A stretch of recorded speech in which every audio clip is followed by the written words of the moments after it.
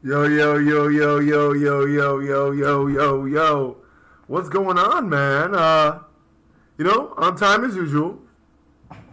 You know, glad you guys could make it on time. How's everybody doing today, huh? So we got Sunday Lollipop, Big Safama. Is it Safama or Safama? We got Huncho. Yeah, we are. What's going on, gang? We live, baby.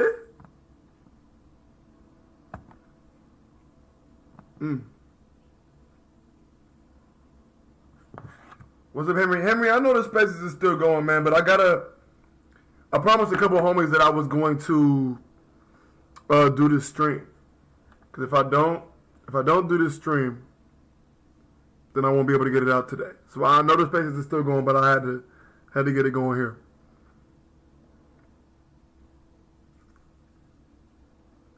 Okay, we can talk about Grand Line Review. We can talk about it. Okay, I'm doing great. Okay, Safama. Okay, cool. I'm doing great, Henry. I'm doing great. Chobo says GLR is taking heads. Grand Line Review.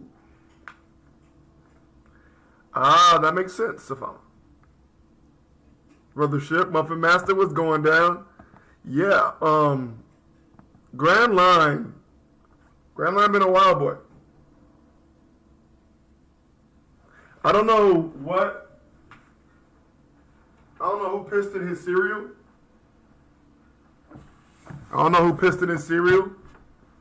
But that boy ain't very happy. He's going against Joe Skull Theories, right? I believe.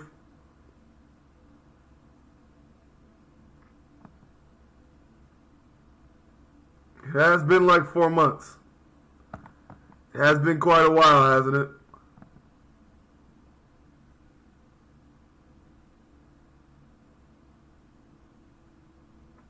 Y'all wildin'. Let's see. Shit, nothing much, man. Chilling like a villain.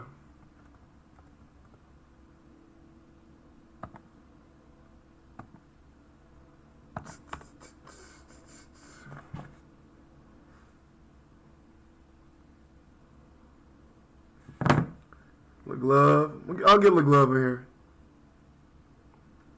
Grand Line. If I might have this incorrect, but if I have it correct, they're referring to clickbait. It's a whole conversation about clickbait. And honestly, clickbait is kind of necessary.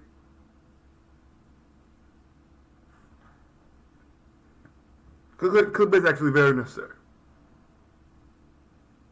I'm gonna get into it. I'm gonna get Sensei and my homie Chris in here. Y'all haven't met Chris. I know Chris in real life.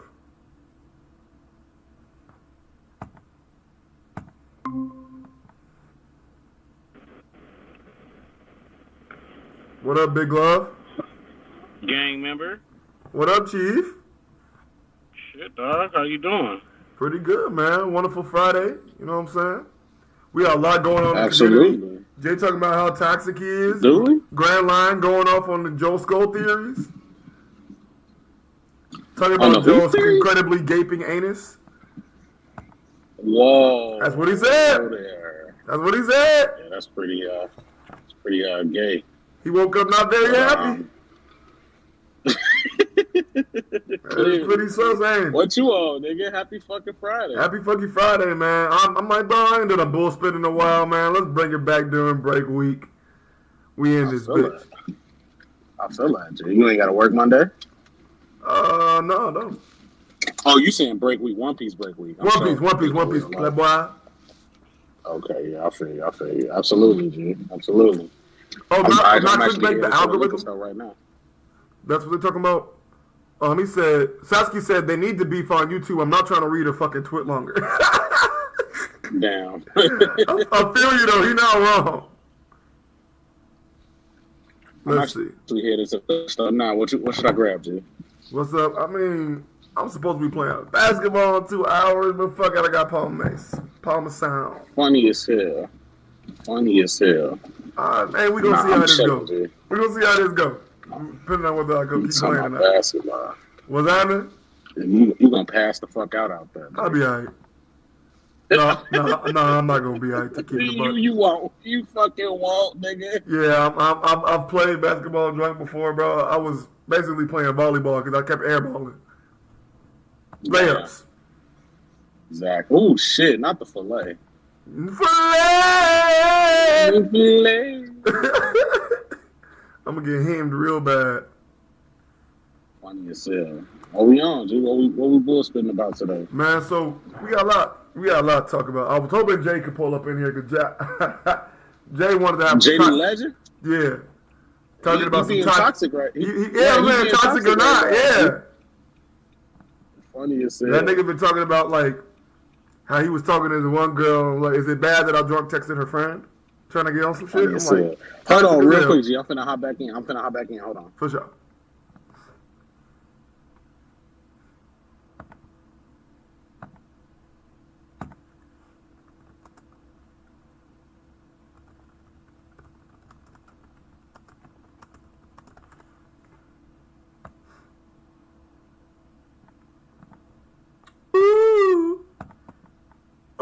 You said, Virgo, do you follow Super Mecha Freezer? Yeah, why? Why? Why do you ask? Hey, Vulture, hey! Whoa! Jay throwing that dick in a circle. Whoa! Hey, we're family friendly around here, okay? That is not appropriate conversation. Y'all gotta relax. Let's see what Underworld Poppy's up to. Briggity Brago. Let's get Nye in here. Big news.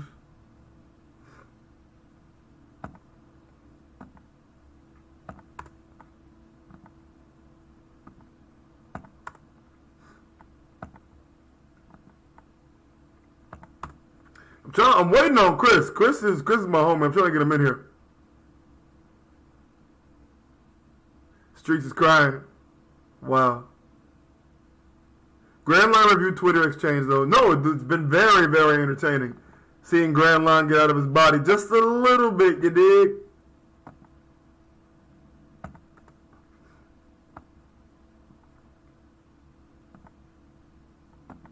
We're gonna talk One Piece today. Don't worry. I wouldn't. We're a One Piece channel, ain't we? That's what we do. That's what we do around these parts.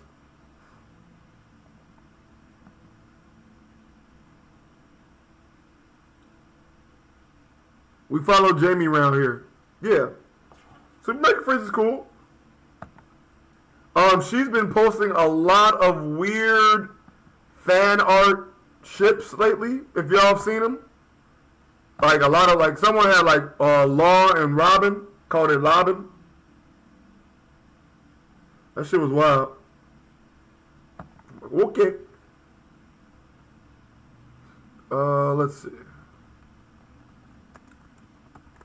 I saw Randy was streaming with Morge earlier. That's dope. Posting a lot of so shout out to that. Bro, stop talking about dicks. All my homies got a gaping anus. Y'all are on one today. Y'all are truly on one.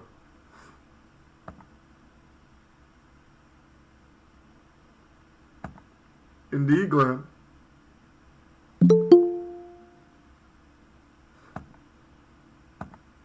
Well. What up, big news? Brother News. What's up, brother? Nothing much, Chief. You outside with it? Nah, I'm just driving home. For sure. Yeah, bro. We finally brought it back, bro. It's time for a little bull spitting. Little bull spitting. All right, bet. Hold on. Let me just get on Ferry real quick. Yeah.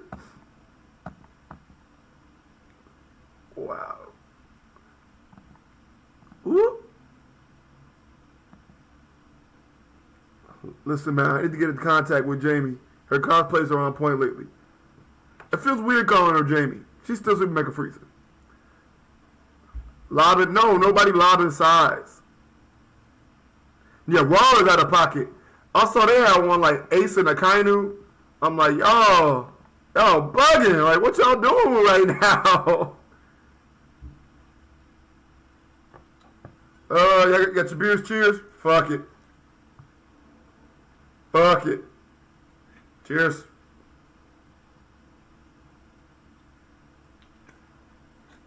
Oh my God.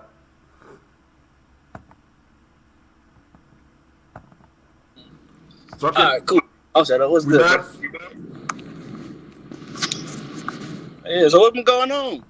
Man, shit. Shit been going on. One Piece. Work. Life. Yep. Sounds about right. That's about it. Between this One Piece, fucking football, I've been hooping now. So You been hooping. You can't hoop, big news. We can't hoop. Man, what the fuck? You can't Your ass, bro. Stop playing. Come on. Now what I need to do is work on my left hand. My right side all straight, bro. Well, which hand are you? I'm right-handed. Duh. Yeah, but you know, going to the rack, bro. That left hand, you need it. That shit been fucking me up. Yeah, bro, but when you tall as shit, all you gotta do is put it in the basket, so we good. You know I'm only 5'10". You know I'm only 6'5". I'll still what? I'll duckle your ass. Stop. Big news. Get that drunk shit out of here, bro. Get that drunk ass shit the fuck out of here. But yeah, how you been feeling about these latest couple chapters, man? You want my honest opinion? I want honesty, bro. You know me. I've been thoroughly enjoying myself. Thoroughly enjoying yourself. With the kid-in-law shit? Yeah, bro, I loved it. I'm sorry.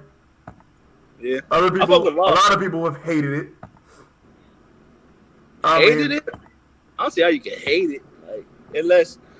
Wing I don't see a it reason to hate. See, that's... man. Big news. Wing called it a 0 out of 10, Chief. A 0 out of 10? Wing called it 0 out of 10. He must have been looking. The only way you call a chapter 0 out of 10 is if you looking for something and Oda just completely let you down. Yeah. And I don't see that. So. Well, you don't see Wing doing that? I don't see Wing. I would never expect Wing to call a One Piece chapter 0, to be honest. It was last stream. Damn. Any literature week, blah, blah, blah, blah. I'm like, yo, I don't know what you're on, but that shit was a gas. 0? I can see a 4 if you just don't like something, but a 0? I mean, nothing about, you didn't like the art, you didn't like the page number, you didn't like nothing. Yeah, that shit's weak. Jesus. I fuck with Law, though. Law go crazy. That nigga Law is different. Yeah, he's nice, bro. Trafalgar Law is fucking different, bro. Bro, like, you remember that old video with the African dude, like, they eat the poo-poo like ice cream? No. You remember that? Like ice cream. Bro, anyway, he was talking about gay niggas. What? Yeah. But I remember he was like, they have this thing, they call it feasting. And when they feast, it goes deeper. And that's when Law kept on going with that last attack, he was like, deeper. Jesus. And I'm like, go crazy. Oh, hell no. That motherfucker, bro. I don't see how you beat that man. Huh? How can you beat him? Why is he not the Pirate King? He's different. I was like, bro, for like the last 2-3 years, I'm like, Luffy would beat that Goofy off of Law. Now I'm just like, shit, that's shit he doing might actually really hurt Luffy. That's what I'm saying. Unless he just can't react to fast ass shit, that's probably the only way. Luffy is still going to win, but now I'm not seeing how. How? He can win. Luffy can take. All that nigga needs is a rock, and it's over. He can teleport with anything, bro. I mean, that is true, but Snake Man, that nigga's hella fast. What is Snake Man gonna do after he teleport that shit? Oh, no. All he gotta do is throw a rock over the ocean and teleport Luffy over there. It's over. GG. I don't know. It ain't looking too hot. I ain't gonna cap. I'm not seeing how you beat this man at all. Somebody gotta explain that to me. I don't know. I'm hard to say. I know Zorro will win for sure, but I can't even say how right now. I gotta figure it out. Niggas, why can't you just say he can't beat him? I would never say that. He got a sword. You know what that means. What do you mean? That mean he won't lose to Zorro. Nah, I can't say the same thing for Luffy though. Hey, you actually a trash bag. Don't be like that. I have to be. You don't have to be. What the fuck? You're supposed to be an integral part of my channel. We need you to be honest. All right, you want to be honest? I think it'd be an extreme diss, and Zorro would have to pull it out. This nigga said extreme diff. Okay. I'll let that rock. I'm gonna let that rock. You ain't been reading nothing else though? Yeah, I have. I'm reading Jujutsu Kaisen. Haven't read today's. JJK. And I've been watching the final season of Attack on Titan. Yeah, I've been reading this thing called Sakamoto Days. What is that? Sakamoto Days is about a retired assassin and all the other assassins that's basically trying to come after him for leaving. Like a John Wick type of thing? Yeah, but he like mad out of shape and shit. But he's actually like still the coldest. What up, Brago? Yes, sir. Hey, Brago, actually, I'm kind of glad you pulled up. I gotta ask you about something. What's going on? How do you feel about this Grand Line Bussy talk? Wait, what Grand Line Busito? What happened? Well, he said something about you know how you say somebody talking out their ass. He said Joe Theories was talking out of his extremely gaping asshole. Who's Joe Theories? Joe Skull Theories is the dude that Grand Line is currently arguing with. What are they arguing about? Brago, what up, gang? They're arguing about the algorithm of YouTube and clickbait and whatnot. Damn, so whose side are you on? Whose side am I on? I'm on neither of their side. Is Joe your guy? Joe, your guy? I'm not. Shout out to Joe, but I'm on neither of their side because they're white men. Okay. He can't be real on this one because Joe is his guy. I feel it. I honestly don't know Joe. You really shot him out for. So homie, right? What the fuck? Politics. Shut up. Politics. Yeah, bro, hey, the chat is right. Brago is playing dumb. He already know the whole situation. What you mean? What you talking about? Brago, why that nigga say that your ass would be gaping, G? What the fuck going on Twitter? Grand Line got to chill. Hey man, I have no idea, bro. That's a wild. Wait, what? It's the energy that you be putting out, G. What's up with that? I stay away from Twitter, man. No, you don't. Cap, bro. You've been on there all fucking morning being a menace. What you mean, bro? Your ass clearly. I know your ass is off today because you bored as shit. Nah, real shit though. Grand Line was spitting. I mean, I guess I didn't really see the whole thread. I just saw like most of those little. It's a long thread, so I was not gonna read that. What's the basis of the issue here? So Joe, he's a Twitter theorist. Twitter theorist, right? And Grand Line, obviously YouTuber, and Joe was saying that he said big YouTubers shouldn't rely on clickbait to get views. It started from there. Okay. And then it got to a place where Joe was basically saying that he understands YouTube as well as Grand Line, even though he's not a YouTuber yet. Right. So it turned into a bunch of shit. Did Liam have to get so upset? I don't know. I think it's just like were there insults thrown? Not really. I think it's just like a nigga coming into your avenue and saying that he understands it as well as you, if not better. It's just kind of like annoying. It's not. Yeah. You know, I don't think it's that big of a deal, but you know, it's not. It's just entertaining drama.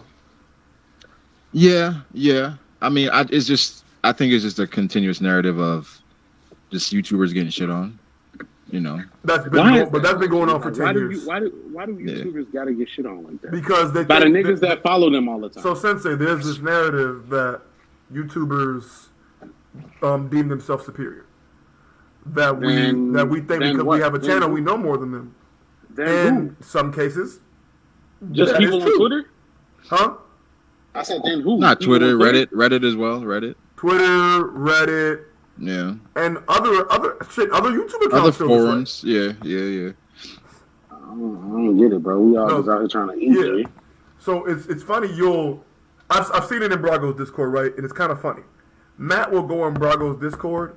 Niggas will specifically stop everything they're doing and just challenge him and begin to ask him questions. Yeah. They want to test his knowledge to see how much better than a YouTuber they are. Well, that's true. I mean, because it's kind of like, yo, this is the guy that y'all are following and watching. Look, I know more. I'm better than this nigga. Yeah. I mean, I guess it comes with the territory, but it can be annoying. Yeah, and I think I think I kind of felt that with Grand Line and where he was coming from. I feel like most of that shit though, like how niggas is challenging other people's opinions. Like, I mean, that's it's just kind of like gay. It's kind of like I'm a nigga. I don't have a YouTube channel, right? But then I'm telling you what you should do to be successful Yeah, on I'm better YouTube, YouTube, and I got 800,000 subscribers. Yeah, you got some nerve, my nigga. Yeah, that sound backwards. What are you talking about? No, bro. I'm not talking to you. I'm talking about that's how Grand. No. I'm talking about like this dude that's trying to say that, hey, I know just as much as you when he hasn't applied his theory. Yeah. He hasn't put his pen to paper yet. You can understand shit all you want, but you got to put pen to paper at some point. So Barbara, I got a question. So you've seen the beginning of it. What was the first statement that made them even interact with each other? Joe said something about big YouTubers. If you got hundreds of thousands of subscribers, you shouldn't use clickbait to pull in viewers. I see. Which is... But clickbait, and then like I watched the 2 minute conversation that we had a while ago on the Red Force podcast. Right. And it's true. Clickbait is deemed essential. Like you niggas hate clickbait, but niggas also love clickbait. Like you need that shit. Niggas don't understand clickbait. They don't.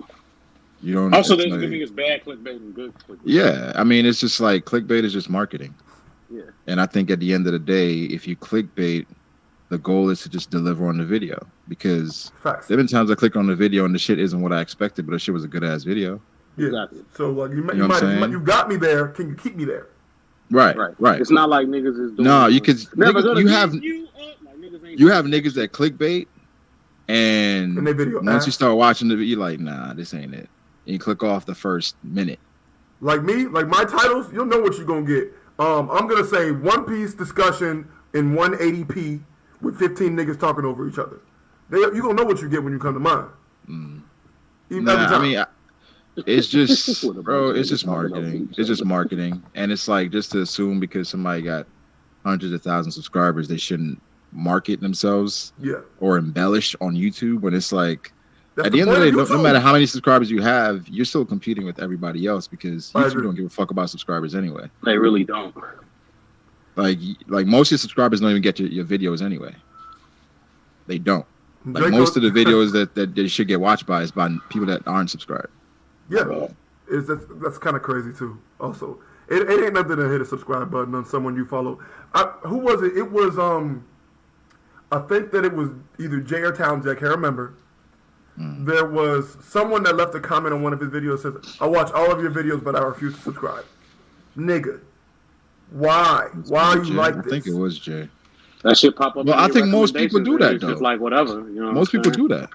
But like, wouldn't you want to support the homie that you're watching weekly? But the thing is, it's probably in their homepage every week. Yeah, it's in their recommendations every single week. So it's like, what's the point of you? What's the point of subbing? So are y'all of the belief that that's cool? No, I mean it's like from the like perspective of the YouTuber, you rather people sub, right? But at the end of the day, I understand where YouTube is going, where it's more towards your personal algorithm and the shit you watching. So like, you could be sub, bro. I've been sub to niggas and I haven't seen this shit in years. Very true. Then I finally see it. I'm like, why the fuck am I still sub to you? That's true. That's what they do now. So it's just like subscribers don't really matter that much. Yeah, my thing is about building, because you want to help build your own community, right? And you want people to be a part of that community, so you would like them to hit the sub button. Obviously, they can be a part of the community without being subbed, right? And it takes a while too, because I don't watch one video and just sub. It got to be like an amazing ass video. I'm like, I gotta see this bitch again. Right. But other than that, it's just like, I mean, see a couple more videos first. Yeah, I guess so. Draco's saying it in the chat. He said, "Listen, man, I gotta warm up to you before I sub." Also, watching is supporting. And I much rather somebody watch than sub. Personally. Absolutely. Yeah. Yeah, it take a while for me to sub to somebody. I mean, shit, brother, you got a lot of people. What would you say preferable to you. So you said you rather than watch than sub? Yeah. And interact, like, Yeah. you know what I'm saying? Talk to Interactions, me, like, let me know. Because it's like you can have 1 million subscribers and then get 10,000 views. Right. Yeah. You know what I'm saying? I get shit. I have ain't gonna say 1,000 who, but I've seen subscribers. it. 1,000 subscribers, give me 100,000 views every video. I'm good. Fair. That's fair. I don't care. Like, shit, even with my channel, I'm happy with a consistent 1,000. That means at least you niggas, half But you that's niggas the are sticking thing. around. Like, the subs, I think subscribers is like a clout thing. It is. Where it's just, It is. Well, some niggas use it as that. It's I remember when people were getting selected for the Reverie, and they were right. just like The 10,000 thing. the 10,000 thing. Yeah. And I'm just like, there are so many people who have wonderful opinions, who make good content, who have not reached 10,000 because their subscribers aren't sticking with their watching their videos. Yeah. Randy Troy was one of them people. He would have 50,000 views on a video, but only had like 3,000 people. Yeah. Like, yeah, that's just bogus. Brother, you for a long time, you were deep in the community, didn't have 10,000. How wild would that have been for you not to have been included? Yeah, it was. I think I didn't want to host the Reverie before I got to 1,000. You did say that, and then you hit 12,000, and then you went ahead with it. Yeah. So it's just. But I don't think that, even then, I don't think you should have waited for that. What, to wait to hit the 10K? Yeah. I don't know. I think it was just like a motivator, a personal goal before I did it. I didn't just want to. Because when Matt I did, feel like he I was at wanted what, to earn 4K? it. Yeah, Matt was at like 4 or 5, something like that. Yeah. So I mean, I that was like a personal goal. I just wanted to earn it, I guess. So I was like, I feel 10K. I mean, so Sensei, what do you believe? You're the other YouTuber in this call. What do you think? I agree. Oh, my bad. Go ahead. Go ahead. No, that was it. Go ahead. I definitely agree with what brother was saying. Like, you want the subscribers. At first, I wanted it just for the sake of monetization, but then, like, the more I started doing it, it was like, okay, if I get there, I get there. But what I really appreciate is the comments, people pulling up. You know what I'm saying? Like, that's you're interacting with my shit, so I know that niggas is actually paying attention. Niggas is actually following what the fuck I'm saying. So like, I grew to appreciate that way more than what the subscriber count was. Like, you got to a point I wasn't even looking. Like how many subscribers I got, or like how many did I get off dropping this video? Like I wasn't even really looking at that shit. It was just if y'all talking to me, or if this is becoming a conversation, like I'm cool. Yeah, but I think as well, like to Sensei's point, it gets to the point where you just want interactions and you want to build a community. But of course, I think the more you grow, like things change, right? Yeah, for sure. They do and they don't. It smell like bitch in here. What's up, JHope? Oh, wow. What's What's up, JHope? Who's man? He's not allowed to speak on YouTuber. Anyway. Oh, no. Yeah, Hold on. Don't disrespect me. I am a YouTuber, nigga. I'm kidding. Honestly,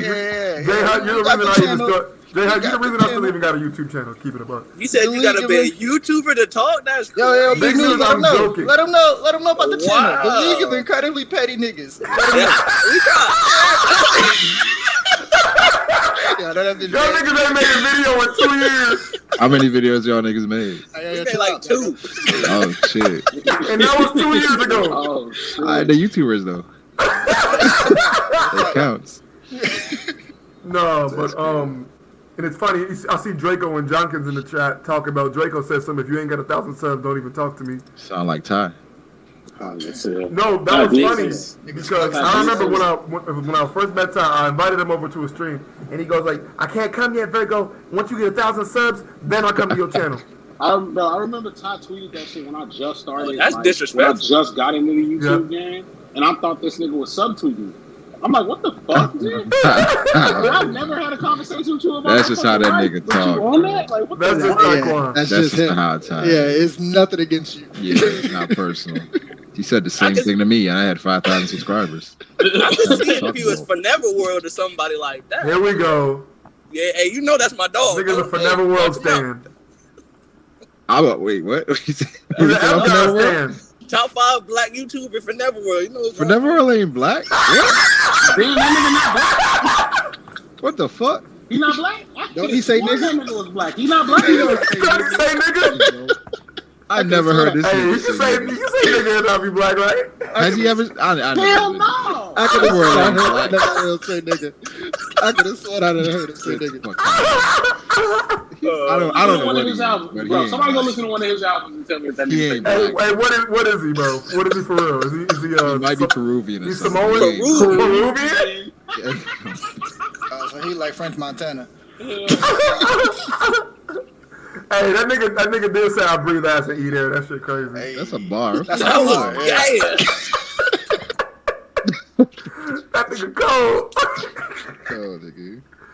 Oh my god. Yeah, I remember that nigga dropped the video. Almost got robbed by Charles Hamilton. Remember that shit?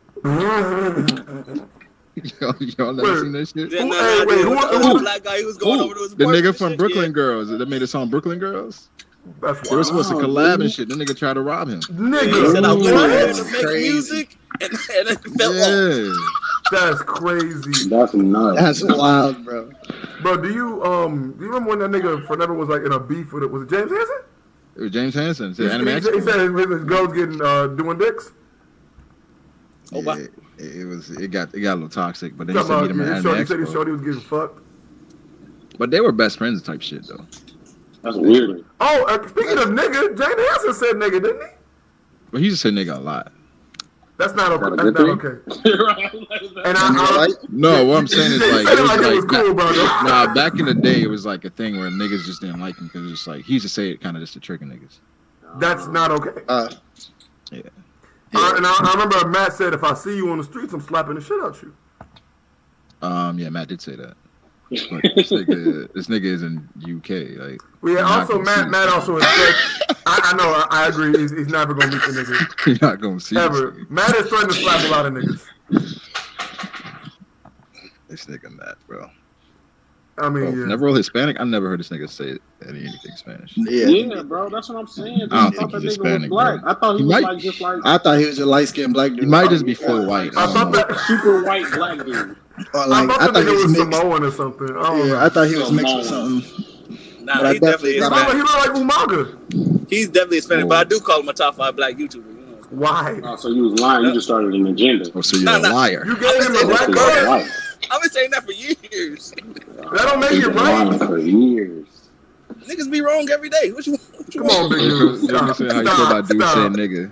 I don't care about niggas saying nigga. That's not my job to stop niggas from saying nigga. Yo, Jonkins is funny as hell. He said Matt said all that just to post a vid with terrible boxing skills years later. Wow. He said James Hansen would have won. That's crazy. Damn. And I know Jonkins in the UFC and shit like that, so it's like, damn, bro, you don't talk about my nigga like that, bro. That shit is funny. Silver said, remember when Chibi pulled up on Matt? Yeah. Oh, that was Wait, Chibi legendary pulled up revelation. on Yeah, Matt? that's a Hell hood yeah. classic. Cause I think Matt was talking shit about Chibi crying on Crying camera. for views and money and shit. Yo, And he Matt ain't pulled never up say on shit about Chibi after that. That shit. He said, I heard you been talking, Matt B. What's good? Did he really Matt was like, nah, come on, Finish. man. Matt was like, Matt it wasn't didn't even go like like that. He didn't go like that. Stop it. Yo, he did though. Matt said, I apologize, massa. I ain't He didn't say all that, man. He didn't say all that, man. But he was like, come on, man. It ain't like that. It ain't like that, Chiefs. Jeez. Let me not talk about Matt while he's not here to defend himself. Nah, let's talk about him. Matt is just so fraud. Matt come in here every week to chapter drop, come on my stream and just lies. Every week. Funny as He's a fraud every single week. He's like, bro, let me hop in. Immediately spews lies. Immediately. Hey, man. What's Matt's famous lie? Like most Matt's famous famous lie. lie is I've been saying that. is that he's always he's never liked Kit. That's his most famous lie. Yes, that he's like, bro, I wasn't even on No, Kid Matt's like that. famous lie is that he said he's been saying that when he changed his mind last week. Correct. Correct. Yeah, I've Like, been nigga, you ain't been that. saying that. You didn't say that at all. Bro, he did. You actually said the opposite of that. Yeah, that's not what you said. That's not true. You talking about Matt up I don't know what you're talking about. Hell no. Listen. Matt, JD, Virgo, like, Huh? the Them niggas are frauds. You're a fraud too, nigga. Are you serious? What you mean? How I get up there? Brago. I get it. Because you said my name. What I do? Brago, you've been fraudulent for a long time. You my nigga, but you know how you be. What you Virgo? Hey man, I'm not trying to pull your foul, bro. Let's just move Man, on. I ain't trying to. Brago, are you kidding me, nigga? Let's just move on, I ain't gonna lie. Bro, Virgo do got a fraudulent file. Listen. Brago got a long Brago is the file. people's. Listen, here's what makes me mad, right? Oh, here we go. Brago is the people's champ, right? Brago can do no wrong in a lot of niggas' eyes. Brago can talk about penetrating a nigga butt cheeks, and they be like, he not gay. When does that happen? Bro, you talk about Mondor's hips every chance you get. Am I wrong? Wait, what? That nigga do got a wagon. Come on, man. See, that's what I'm talking about. Y'all niggas agree with this shit. If I say that shit, you be like, that nigga down bad. That nigga's a meat goblin. Is Mondor not curvy? Stop. Oh, wow. Look at him. Stop. Virgo, you agreed last He's not lying. It's 2022. Y'all can do what y'all want. No, listen, bro. Yeah, Virgo's biggest lie is that he don't pay for feet pics. I don't do that. You Nigga, pay for feet pics? Bro, this nigga's been trying to pull that narrative for like 5 years. Damn. I saw the emails, Virgo. The funny thing is, G, you do give me feet guys. Pause. I'm telling you. That's You look crazy. like you seem like the type of nigga who be into like keeping shit like that. He did go and get the sweetie meal. You did get the. I didn't get the sweetie meal. I had it was on the wrapping. Anyway, Nah, you got the sweetie meal. Come on. I got the. Hold on, real quick. Matt PlayStation 420 said Matt spends most of his time talking and explaining himself. Draco said Matt's what? Draco said Matt's second biggest lie is y'all surprised about this? when he's fucking surprised himself. The nigga thinks he called everything, bro. Matt is funny. That is funny. Garp the Fisted said Brago D8 isn't a fraud, but BDA Law on the other hand. That nigga is cancer. That's spicy. Yeah, not facts. Fuck that nigga. Fucking cancel the community, to be honest. That shit crazy. I don't like all his videos every time. Same. Even though he don't see them shits. That's crazy. Yeah, I watch all your videos, but I'm not subscribed. Like, hey, keep doing it. I subscribe and unsubscribe just to make the nigga feel bad. Bro, I was talking to Christian in Jay's Discord a couple weeks ago, and he was like, "Hey, Virgo, how come you don't follow me on Twitter?" And I'm like, "You don't follow me either, nigga." And he was just like, "Oh wait, who? Christian said that? Damn, do I follow Christian? Damn, really? Nah, because I think I do. Yeah, okay, GLD Freezer. You've asked this about 4 times. I'm gonna answer you. Do you think the law is stronger than Zorro right now? Yes. Yes. I saw a clip. I was gonna quote tweet it yesterday, but I was like, I'm not even. What was it? The nigga said, it was like a podcast. The nigga said, law loaded Zorro. Oh wow! Right now, that's spicy. Oh, I mean, I wouldn't say low diff. I mean, I'll take it. Nobody's low diffing Zorro right now, bro. That's what I'm talking about. This nigga spitting. I don't think nobody low diffing Zorro, to be honest. Listen, I low-key don't think Law wins that fight at all, but wow. I think it's a toss up. It's definitely a toss-up. And because that was so fraudulent. You just said I don't think Law wins that fight at all. And then you just said I might leave Zorro. Y'all caught that? Did y'all catch that? Bro, yeah, caught that nigga in 4K. Yeah, that was crazy, Virgo. Bro, I'm leaning towards Zorro 9 times out of 10 is what I'm saying. Then how is that a toss-up? If you want to say toss-up 50-50, that's what it is. 9 out of 10 ain't no fucking toss-up, though. Okay, fair. That's not a toss-up. I got him winning 9 out of 10 times. You're a fraud. You exposed yourself. Actually, if I'm being more realistic, 7 out of 10 times. Okay. It's getting closer to a toss. I can see Law catching Zorro with some shit. I can definitely see him catching 3 out of 10. I would say 6 out of 10 for Zorro. Going Zorro away? I was gonna say 6 out of 10 for Law. I'm going to The thing is Law's gonna catch Zorro some shit, but I don't know how much of that pressure from Zorro Law can take, bro. Exactly. That's a lot of pressure. That's a lot of pressure. And we got Enma. And we got Enma. I don't. Enma mode? Enma gonna grim reaper. Enma mode is different. Come on, bro. King was on defensive mode, fucking blocking. That's true. I'm just saying. Emma is different. It does suck your soul out. Pause. It is different. That wasn't good. I know Law is technically a swordsman, but Zorro he different. I will say Zorro is a better. Hey, what about Zorro versus Law's abilities? I mean, I got Law over Kid right now, so. Okay. You got Killer over Kid too? Nah, I think they're on the same level. I think What? Killer, no. Sasuke said, "Is Law black? If so, Zorro is winning." What? Hey, that might be facts for real. You know Zorro's a big. Law got a little tint, I think. He don't got no. Hey, what's up, Trent Money? T-Money. What up, y'all? Trent, you said in the chat I discussed you. Why? Come on, nigga. Even putting Law and Zorro in the same sentence, you discuss me. What? Wait, hold on, Trent, you be wilding. What's wrong? Your takes are so high, bro. What's the agenda, folks? Look, he thinks Zorro's Yonko level. My takes is low-key accurate, my nigga. Nigga think Hawkins is Yonko level. I don't get this. Wait, who? Yeah, Trent's list was wild. Hawkins, under the right circumstances, is a monster. Shut the fuck up. Right, What's the wrong circumstance? But Don't say I'm in the right circumstances, bro. Get the fuck out of here, my nigga. What is the circumstance? Where he's Right, like, what's the fuck? circumstances? Hey, one of them cars, bro. I'm telling you, Final Destination. This nigga need all them cards. All I'm saying is when Hawkins went up against the Admiral, you know what I'm saying? That nigga knew he was getting out of that situation. You know That's what I'm saying? You know what I'm saying? There was no threat in it. You know what I'm saying? In that. Trent, you gotta be kidding me. Yep. So what if Sometimes. Hawkins take the body that's in front of him, who he's fighting? That's a win. That's a dub. Can't beat that. Bro, y'all, Sometimes you pull the way y'all up, wrapping this shit sometimes you around pull up. reminds me of Steve-O trying to justify Strewson being Yonko level. Damn, remember that? That was a time. That nigga said, "What you gonna do? You gonna run on spaghetti?" You had to be there. Yeah.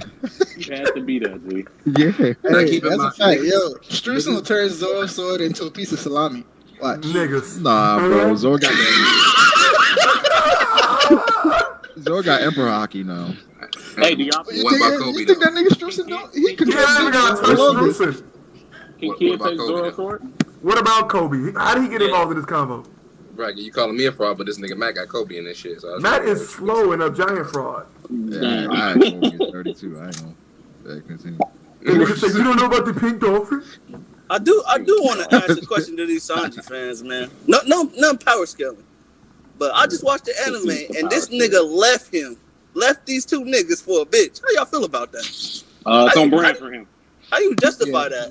Very much on brand. That's on brand for him. He protects women. That's what he Wait, does. he left. Who did he leave?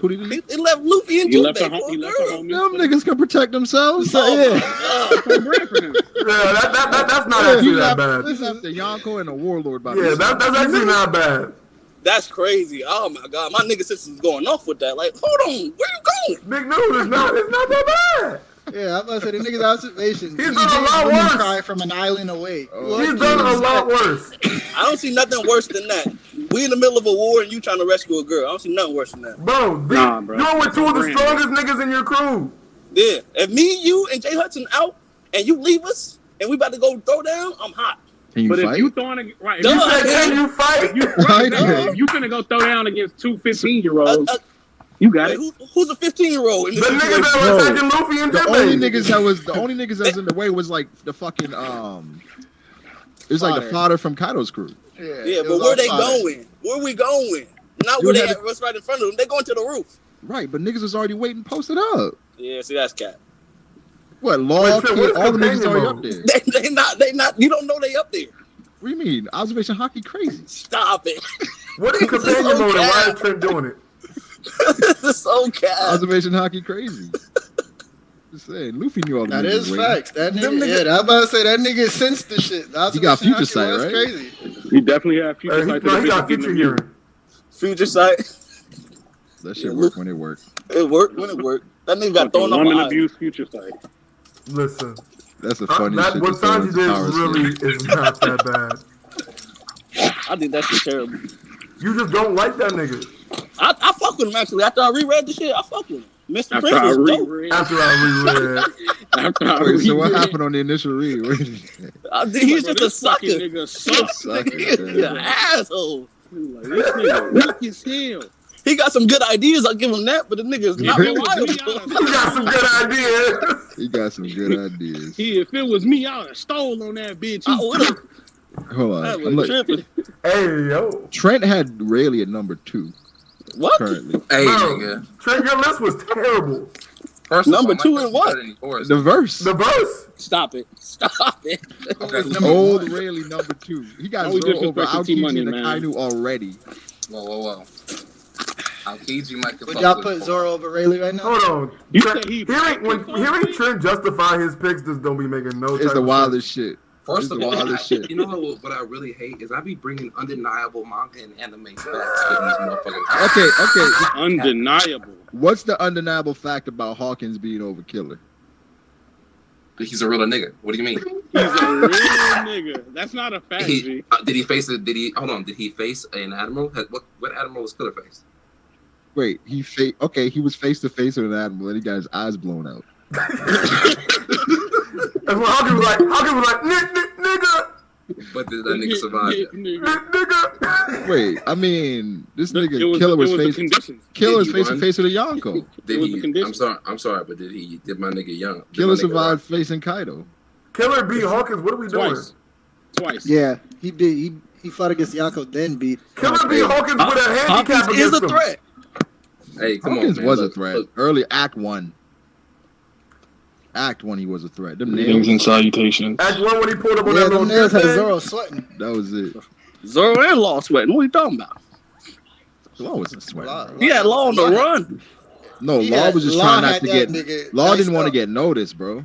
He was trying to Law didn't want to get noticed. Bro, didn't Law cut this nigga up? He had that nigga cut in Under the half. right circumstances, he did. Under the This nigga circumstances. Bro, get out Hawkins get this If it was the circumstance wrong shit out of here. circumstances, Hawkins would have been on his ass. Back to Law and Hawkins. Bro, get Hawkins this was on his circumstance lap, shit out of like- here. Hey, Drake turned off the lights and he couldn't see, bro. What you want to do? that's Hey, right. Hawkins got to be the stupidest nigga in all of Damn. RPG. Whoa, that's Legit, man. Nah, Hawkins gonna be Why the fuck the Hawkins gonna be stupidest the reason nigga we win. is like Queen. That's Yeah. Nah, G, hell no. Nah, Queen, my dog. I You say, hell Jack, no. Bro, why did Hawkins give up his hostages to fight Law head up? because Law was going to kill him. he wasn't Do going to you- fight him head do up. you- Kill him without Can I killing chime in on that? Because What that's up? actually one of my least favorite scenes in all. Oh shit, what up, Naya? Honestly, it's Because- mine too, G. Because I think sometimes obviously we know I'm the Hawkins. I like Hawkins. He's my favorite supernova. Though Law stock has been rising this arc. But that being said, right? I think people mistake my problem with how everything was handled. I don't care that he lost and got chopped up or anything of the sort. It's exactly what you just said. He had leverage. He had control leverage. of a situation. Exactly. He relinquished He it gave for that what shit up. reason? For what, And this G? is one of the, and as like obviously most people in One Piece, even if they're quote unquote more cerebral, they're still stupid. This is one of the smarter characters you've seen that moves a certain way. He kind of avoids confrontation. You know what I'm saying? Like Hawkins had that air of like he's a smart dude. So when that happens, you're like, bro, what are you doing? Because to me, when I first kind of understood the basic ability of his power set, I'm like, this is the reason why he's dangerous. When he has your own crew members as a straw man. So Luffy hits him and fucking Nami goes flying across the ship. Why? Right, that's what, and he had that situation perfectly tailor-suited and just relinquished it. He somewhat got to bring it back a little bit with Kid, but it wasn't moving me at that point. So I honestly think that was my biggest issue, because that's to me the Hawkins scenario that makes him a formidable opponent. Exactly. When he has someone you care about as one of his strongmen. That being said, Law can cut you without hurting you. You know what I'm saying? So I knew that he had ways to get around it, but still, I hate how it played out. The Hawkins shit. Hawkins was like clearly one of the best characters early Wano. He was, but then became the stupidest. Yeah, remember he went toe to toe with Luffy and Zorro together, Dolo. Then he went, then he was on Law's ass for most of the arc. Then we saw this nigga again. He was cut in half. It was like, yo, what happened, bro? So I don't know. Why? It went bad really quickly. But the thing is, that has to happen when the straw has to involve. Well, it doesn't have to happen, but that typically happens where characters just do wild shit because they have to win. I think it was also just like a certain hacks versus different hacks. Like Law, he had a way around getting rid of those straw men without hurting his crew. He can always put them back together. What was that way? Putting up his room and dicing that nigga the fuck up. He can cancel out someone's devil fruit by doing that? No. Remember when they first fought the first time? Hawkins had other niggas that was in his entourage or whatever. He had them as his strawman, and then Law cut him in half. But the shit went to all the entourage and not him.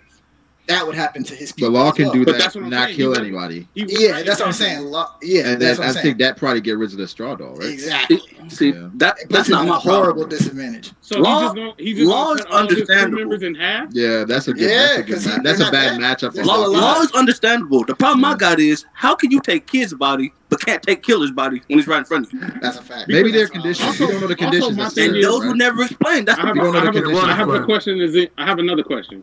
If the people whose body splits in half are not in the room, is that now a permanent split? No, because you can't cut it unless they're in the room. So then they won't split in half. No, I'm saying like Law's powers. He has to open a room first for his powers to work. Right. So you're saying if he cuts somebody with his sword without the room? I'm saying if he cuts Hawkins in the room, and that therefore cuts the person who's straw body it is. If they're not in the room. If they are not in the room, I think the effect applies even if they're not in the room. The effect still happens even if they're not in the room. It's just whatever. Because everything that happens to Hawkins happens to them. Happens to them. Yeah. Yeah. But that's why I guess I'm asking, like, is it a permanent cut because he's in a room and they not? Nah, I think he can still put them back together afterwards. Yeah. That's why it's like this is a bad. That is a bad. You saw Kenny Man, right? Yeah, it's not. I actually. It's really not. When I was thinking about it in the moment, like, this is not a good look. Like, Law could just maybe make it seem like he did it and put them back together after the fact, after he relinquishes them, which I thought would have happened and played out in a way like that. We didn't see what happened. For me, it was we didn't. It was the execution that was horrible, and then it's like, Drake and him haven't been locked up, and then it's like, he's free now. I'm like, bro, this was just the worst sequence of even in the anime. It wasn't like, bro, it was literally I don't watch that shit because you was gonna kill me. What the fuck? Like, what does that mean? Did you not think that was gonna be the case when you decided to take them niggas? It was weird. But I don't think it was very not like his character. Him because I would argue that he wasted Apu as well. I don't mind Apu being like weird in personality or whatever, but I thought that in the same vein, we saw a little bit of how like Brooks' auditory attacks work and put people to sleep and stuff. I thought we would have seen in the conjunction with Haki in an interesting way. And just like, what if you just plug your ears? I'm like, you gotta be fucking kidding me. That shit was lame as fuck, actually. Well, I think that's one of the flaws of Wano is that a lot of things were resolved in a very cheap and uninteresting way.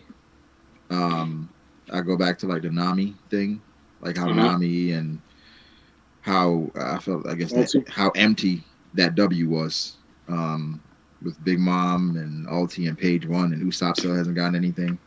Usopp was sorely disappointed, and people saying that he got a gigantic W by defeating that flying squirrel gifter is annoying. Usopp people say that? People say that? Yeah. It's cap. It's Usopp next to fight a weak opponent and do well. I did like him shitting on the samurai's whole notion. But he hasn't.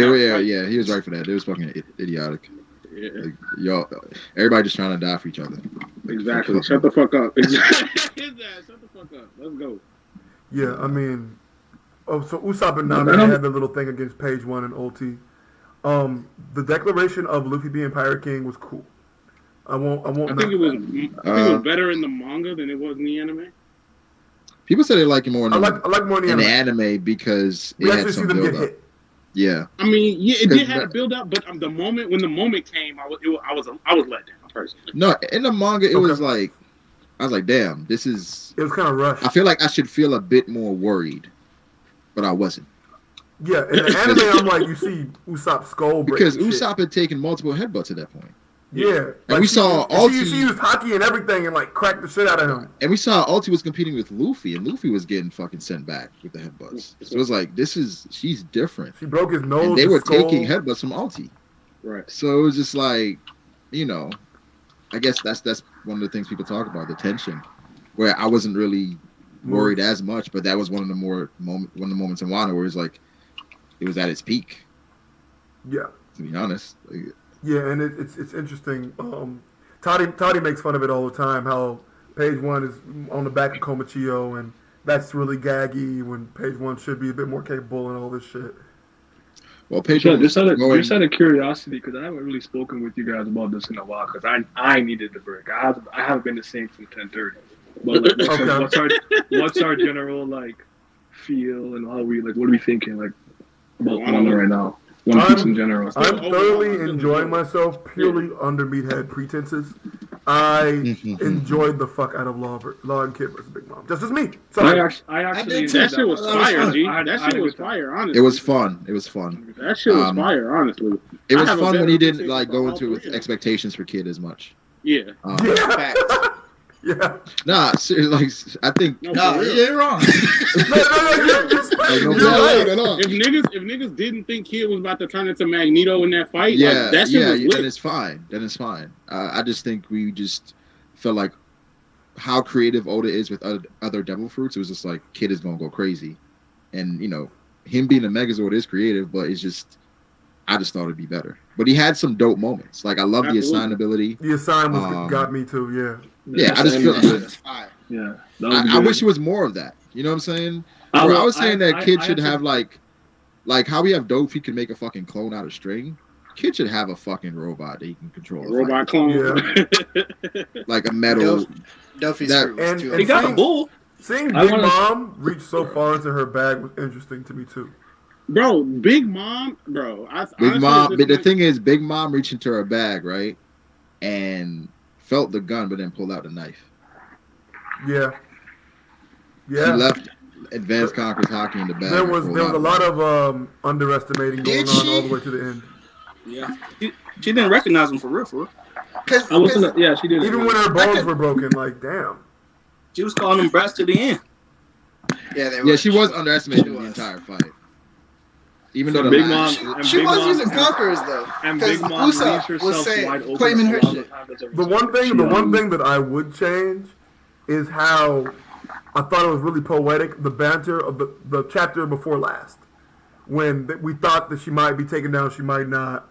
When Law and her when she's talking to herself about Roger. No, the one before that where they thought they beat her. And he's talking about, it's time for the new generation. She said, you think you can beat me on Big Mom? And Kid's like, that's exactly why I'm about to fuck you up. And well, yeah, they've been like holding on to that shit for a while. Like, we're Yonko. I'm Big Mom. Yeah, and it would have been a nice end right there. Like, I know it would, the new bro. generation. No, I don't think so. You don't think so? People would have been shitting on her. I think they would have been shitting on her, but fuck her. The way it ended was the way it needed to end. Real quick. So 130 happened, and I hadn't been to see it. Right? He just ruined any tension and any. What chapter was that, man? Yeah, that's the chapter where everyone lived. Kinemon, Conjuro, Kiku, and I hadn't been to see. Oh, when the fake outs, Is Conjuro still alive? Because I don't even know. I don't know. Well, I don't know, but he had a Kratos, the rage of Spartan moments, and that wasn't moving. That's when he brought out that. Yeah, that shit was out of pocket. That was still out of pocket. Him dying. That was honestly whack to me. But anyways, right? He better be dead. Like, because I would argue that he deviates from the norm when it matters most, and I would say Marineford was an arc where he did that. So we had the death of Ace and Whitebeard. So I thought he would have put that level of magnitude in an arc like this, and he didn't, and it disappointed me. I'm not saying it's like, oh, he's trash now, One Piece, drop it, whatever. But like, it did something to me, and I couldn't really enjoy the next couple of chapters. I hate Sanji versus Queen and Zorro and King. I think it's extremely lackluster in every conceivable fashion. And then I was okay with the fight where Kaido turns up like mid-battle on the roof. That was cool because I'm probably in the same vein as River right now. As long as they're fighting, I'm good. I want to hear no dialogue right now. It's not a PL or attack. Okay, that's what I'm trying to see. Let the good hands commence. I guess so. Now you didn't like the who's who fight. Whack. No, not who. Is it Jinbei's fight? Yeah, that's Jinbei's fight. That was to me. That was honestly, in a lot of ways, one of the better ones that I saw, in my opinion. Let's go. It wasn't moving me though, but it was like let's not go. Because who's who just used as like an information hub. He was just there to just tell us about Sun God. Sun God. Because like I'll say this, right? I'll just real quick. The Sanji and Queen fight, all things considered, when Sanji gets serious and goes on the offensive, he ends this fight. So it did end in tandem with how his fights tend to end, right? But my problem was just Queen just. Queen's an I got the science to the Germa. He's such a fanboy. Moving me. And then with the stuff with that girl, like, oh, Sanji hit her. Like, bro, who is this fooling? Not me. I read the story because none of the other Vince monks, when their emotions were taken away or whatever, would have these like, oh, I blacked up and I woke up and I beat some horror up. Like, no, they weren't doing shit like that. So I'm like, so Sanji didn't just, oh my god, my emotions, and black out and hit a girl. So none of that was moving me. The Zorro and King stuff, I'll talk about later because I have a shit ton to say about that mid. Now, anyway, I can't wait for that. I haven't talked to you. I haven't talked to Glove. Draco has been fun. I've been enjoying them fight Big Mom because the rooftop battle to me is like hockey, hands, throwing hands, and this was more of a showcase of devil fruit ability, and I like that. So, like Law's ability just gets crazier and crazier as the story goes on. I truly believe Open No Mean is one of the greatest powers that I've seen in fiction. That shit is super raw. I mean, Naya, I can't remember. I think we knew each other around Zorro Dressrosa times. I can't remember. Or was it Whole Cake? A bit before Whole Cake. So before Whole Cake. That sounds about right. But I do remember for a long time ago, we used to talk about how Law is amazing when it's convenient. Yeah. When it needs to be. He should not. When he needs to be. This bag in Dressrosa would have been bananas. Yeah, bro, he couldn't. Yeah, he wasn't gonna drop all this in Dressrosa. I know. I know. He couldn't do that. But it's because a lot of characters they suffered to make Luffy has to be better. Yeah. Even though in Dressrosa Law was putting in work, he definitely was. Saved the entire time. Countless times. Saved Luffy countless times. But Luffy had to get that.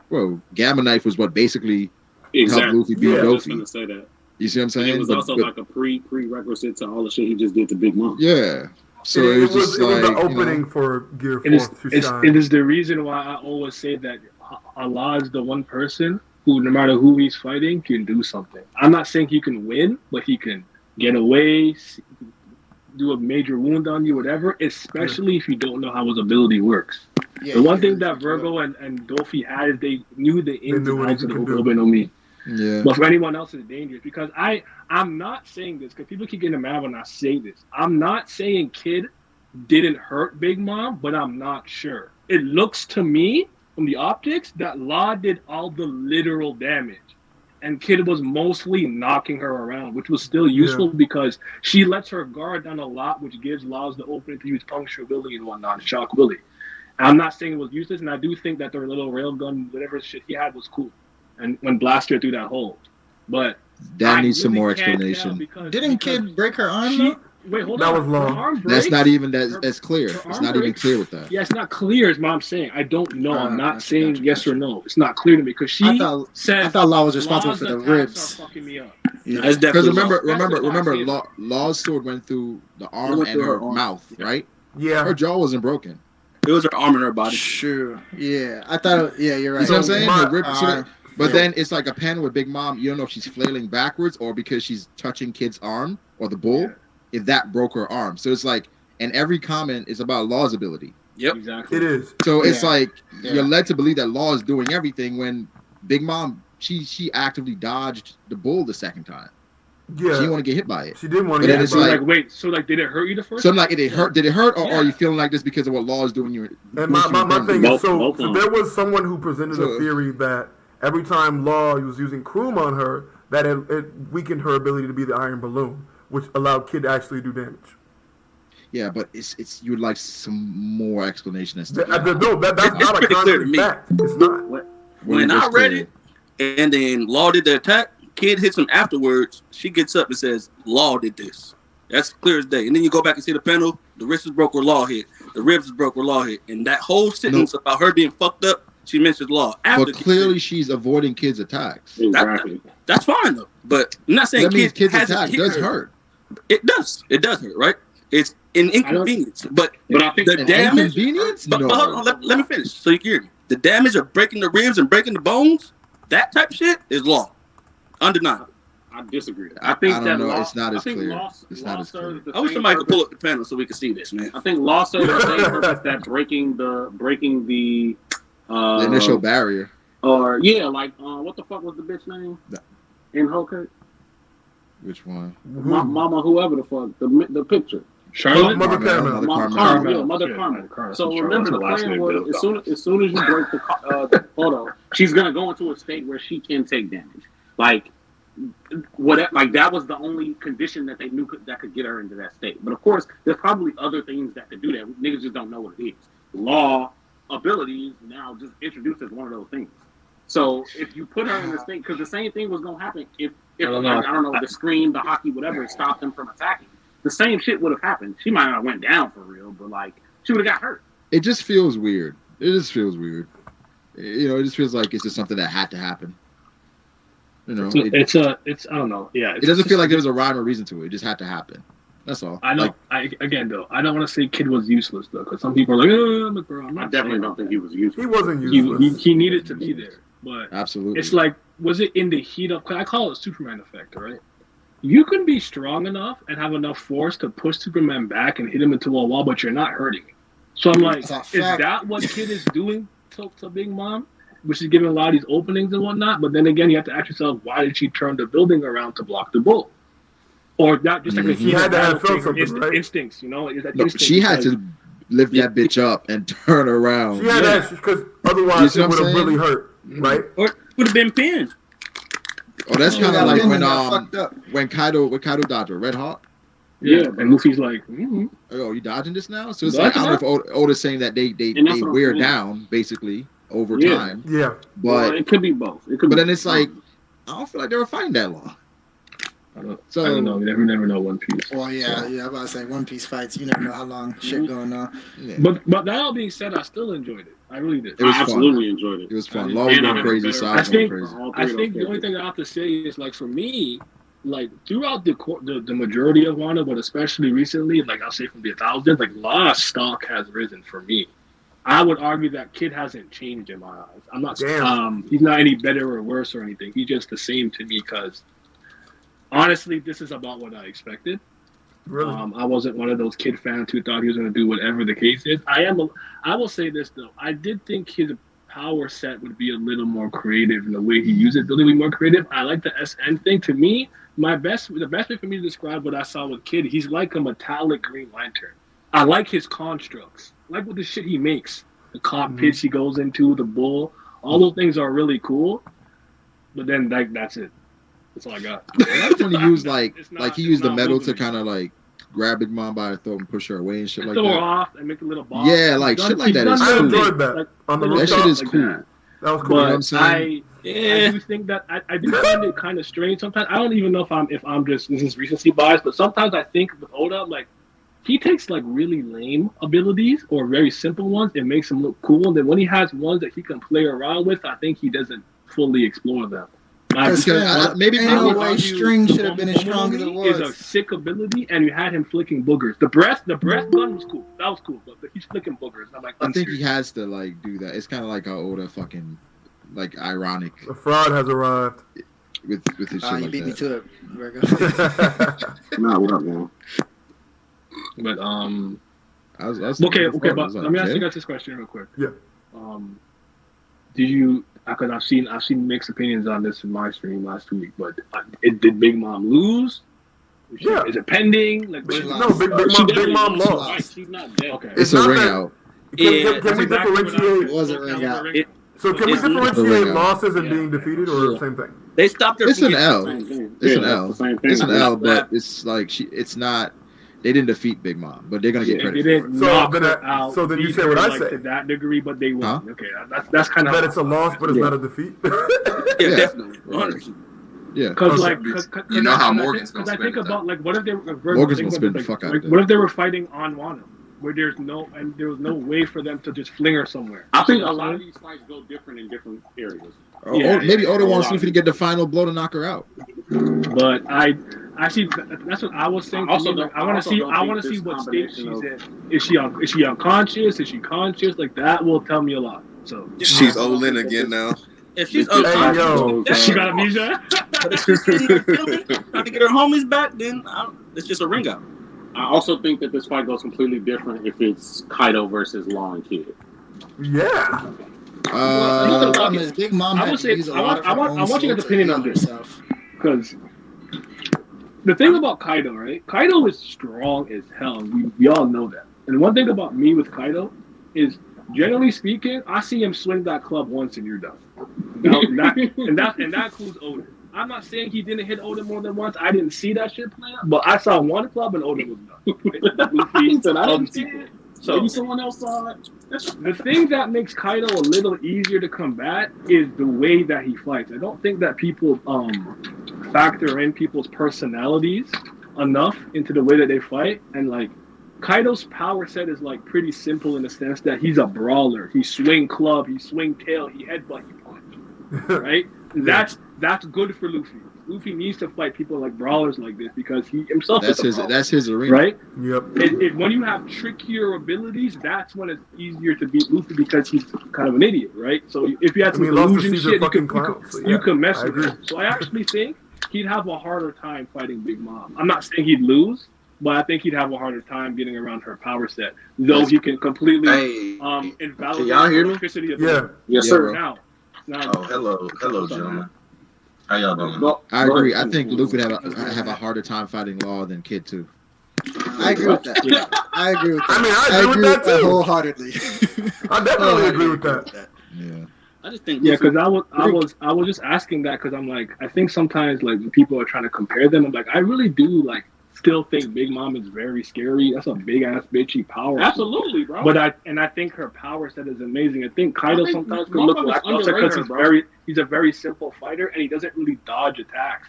Even and like because here's my biggest like example to it. Aizen, when he was going through his little crystal stage in the Hyogoku, he stopped dodging shit because he felt no need to do it no more. Invulnerable. Like I'm nice, I'm evolving. Why dodge? What's the point? It's not gonna hurt me, and that's why you lost. Urahara sneaked in some bullshit in there, and that's it. So I'm thinking like this, like yo, these like Kaido's not a person who's really he loves to fight. He's not dodging attacks, so he's taking more damage. So I think sometimes when people compare it, go ahead. Until she needed to. I think the difference between Big Mom and Kaido also didn't dodge attacks until she needed to. That's a good point. But Big Mom felt like there's a difference though. Big Mom with Big Mom you're and Kaido. Playing with your food again, aren't you? Like like he tends to like want to fight a certain type of way. Is basically what I'm saying. I think you have to factor that in. Okay, all right. Kaido wants to get pushed. Big Mom feels like it's disrespectful for you to even try to challenge her. Yeah. Who are you? So if Kaido gets hit with a puncture willy, Kaido's gonna be like, "Give me one more."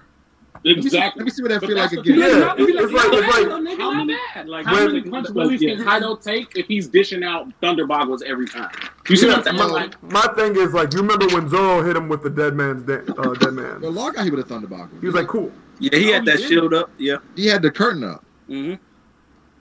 So I don't know. Matter of fact, the same thing would have happened with Kaido. It would have got snuck. It definitely wouldn't have been the same thing. It would have been literally the same thing. Because Kaido whooped the scabbards and then he was sitting there drinking. Big Mom beat up Long Kid and she was about to go up and they snuck her. Same thing would have happened. It wouldn't, bro. Because it wasn't Luffy and Zorro were out of the fight on the rooftop for a bit. Yeah. Right? At one point it became just Zorro. It was just Law, Kid, and Killer. Zorro was carrying Luffy.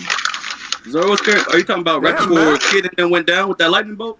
My bad. You saying right before? I think after Kaido went hybrid, then Luffy was out of the fight for a little bit, and Zoro was carrying him around. Correct. And so it was just like just those three fighting Kaido. Those two. And Kaido and Big Mom, yeah. Yeah. So I think for the most part that's probably Law. Teleporting everybody, yeah. Oh yeah. Law, and to be honest, his stamina is crazy. But he was playing big support the whole time on the roof. Yeah. Like, remember the Law was saving niggas' lives. Law has been doing a lot this entire arc. Around and shit like that. Yeah, that nigga Law been going crazy. But I still think he loses against Kaido. Not especially with Kid, but also with Kid. Yeah. I mean, Kaido's gonna put them down. Kaido's gonna take a drink, and then they're gonna sneak him and push him. Same thing's gonna happen. Actually, he's the same strength while drunk. I think roughly the same shit happens. Yeah, I'm not saying they don't beat him. I don't think it happens in the same manner just because of how definitely doesn't. That's all. No, never mind. Yeah, you're right, because he can fly. He don't need nobody to fly. Also can fly. Yeah, he can fly. So right, but Kaido doesn't have a sentient fucking lightning bolt that's going after you. Absolutely. But he got the elements. He got. I'm sitting here thinking, how many Ragnaroks are they eating? I don't know. Exactly. How many Ragnaroks? Dragon Twister. Because the only reason she didn't go back up is because they stopped her homies. That's it. And then we have to go into that whole shit, what if Law cut off his fucking advanced conqueror's hockey or the lack of use of cut up a cloud? Bro, we clearly see that regular rooms do not work on that nigga. He got. I mean, we've already seen radio knife hurt him. Law did something. He did gamma knife. No. Yeah, counter shock hurt. Wait, gamma knife didn't work. I think. Exactly. He just didn't hit him in the right spot. Well, right. But he did something else. That Kaido was screaming like a bitch. Yeah. It was counter shock. It hurt. Was it counter shock? He hit Big Mom. No, I think it was gamma knife. I thought it was gamma knife. Law did injection shot. Law did injection shot to his neck at one point. And Kaido was like, and he said your abilities are throwing me off. Yeah, he said you're. Puncture Willie is I read the fucking this roof nigga up, too bro. much, too many times. I'm not saying it's not fucking him up, but he's not winning the fight with just Puncture Not Willie. just one. What are we saying? Are we saying Law and Kid versus Kaido? They took the dub. It ends roughly the same. No, they're not getting no dub. Kaido can fly. They do not get the dub. The only reason they removed Big Mom is because they took her homies away. She couldn't fly. Yo, we don't give nigga Law enough credit for that. That nigga cut that fucking misery shit in half, like it was. Yo, wait, let me ask a question. Is Kaido gonna be using advanced conqueror's hockey because Big Mom just didn't use it during the fight? Yeah, I figured we would have hit this point in the conversation. No, but the thing is, Big Mom using something somebody said was like Big Mom using advanced conqueror's hockey. She uses it on the metal. Kid just gonna put the metal back together. And Law is not exactly the easiest person to hit. So at that point, she was fighting like a ranged battle. I think Law was on top of her. I don't know, G. I remember when Law was tanking the bitches. I don't know, but Law was taking them hoes, boy. But them shits wasn't Conqueror's coding, G. And that nigga was at the end of his rope. But no, but that's what I don't get, right? With Big Mom, could she use it at that point? But what's the difference? No, because I think she put them down. She literally. No, at that point she's putting on the front. Big Mom was a lot more hurt than people think. But she literally put them down before they snuck her. Niggas down, G. She literally had them down. She could do it again, bro. Again, she could. No, but they were talking about her using Conquerors though. Because remember, Usopp was like, "Oh, y'all are gonna fall to my Conquerors." That was Big Mom shit. That everybody's passing out too. But my thing is that we don't have any knowledge in regards to how much you can spam that shit. And for Big Mom, you know, spamming the shit out of it. In the past, Big Mom said to Marco, I need more souls for you.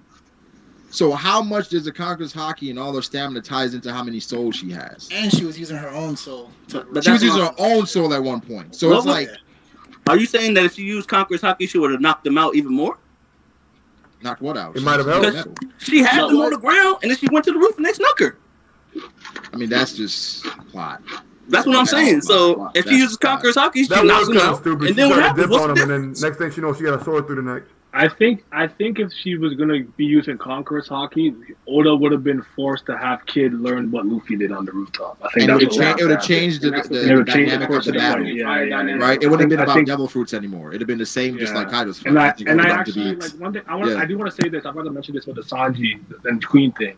Dude, like the fact that Queen has amassed the level of strength that he does solely with cybernetics and his devil fruit ability. I'm okay with that. I don't think I need everyone to be masters of hockey. Yeah, exactly. Just I was gonna say, I'm okay with that. At the highest level. I actually do like that. So I'm okay. I agree with that because Conqueror's hockey is becoming advanced Conqueror's. It's too much, bro. It's becoming that's all everybody talks about now. Bro, this shit is becoming the Amaterasu, the Sharingan of One Piece. Where it's like, if you don't have advanced Conqueror's hockey, you can't. All we talk about nowadays.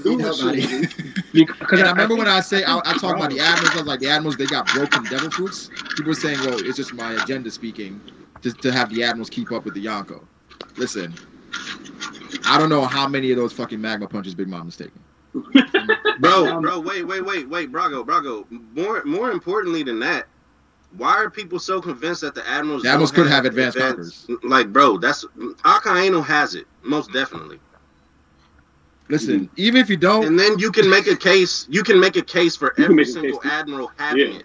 You can make a case for the original 3 for sure. You could, but it's just like Oda does this from time to time, where like something becomes like super overpowered, and he does some shit to kind of bring it back down to earth. And that's like the advanced Conqueror shit.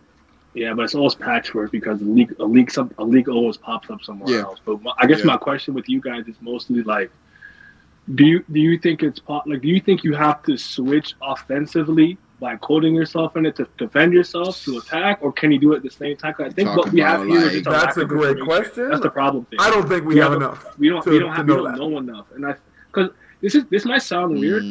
It might, but wasn't Luffy using it to defend himself? He did use it. My point is, do you have to? Can you do it simultaneously? Is basically what I'm asking. So you're trying to say, does it have like can you punch defensive and offensive capabilities at the same time? So for example, if Drago and Virgo are attacking me, and can I block Virgo with Conquerors and attack you with my feet, or do I have to defend or attack? I have to choose. I think you can do both.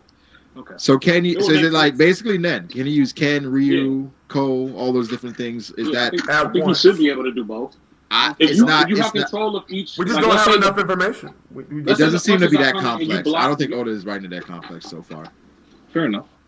To be honest, yeah, I think it's just like a really strong offense/defense. Yeah, so like it wouldn't. I guess the thing that for me here is the appearance of it, right? So like it wouldn't appear as though you're using Conqueror's coding to block. It'll just look like you're blocking. But because, you know what I'm saying, Conqueror's coding, there's going to be that gap there, right? I mean, it seems like it follows... Oh, go ahead.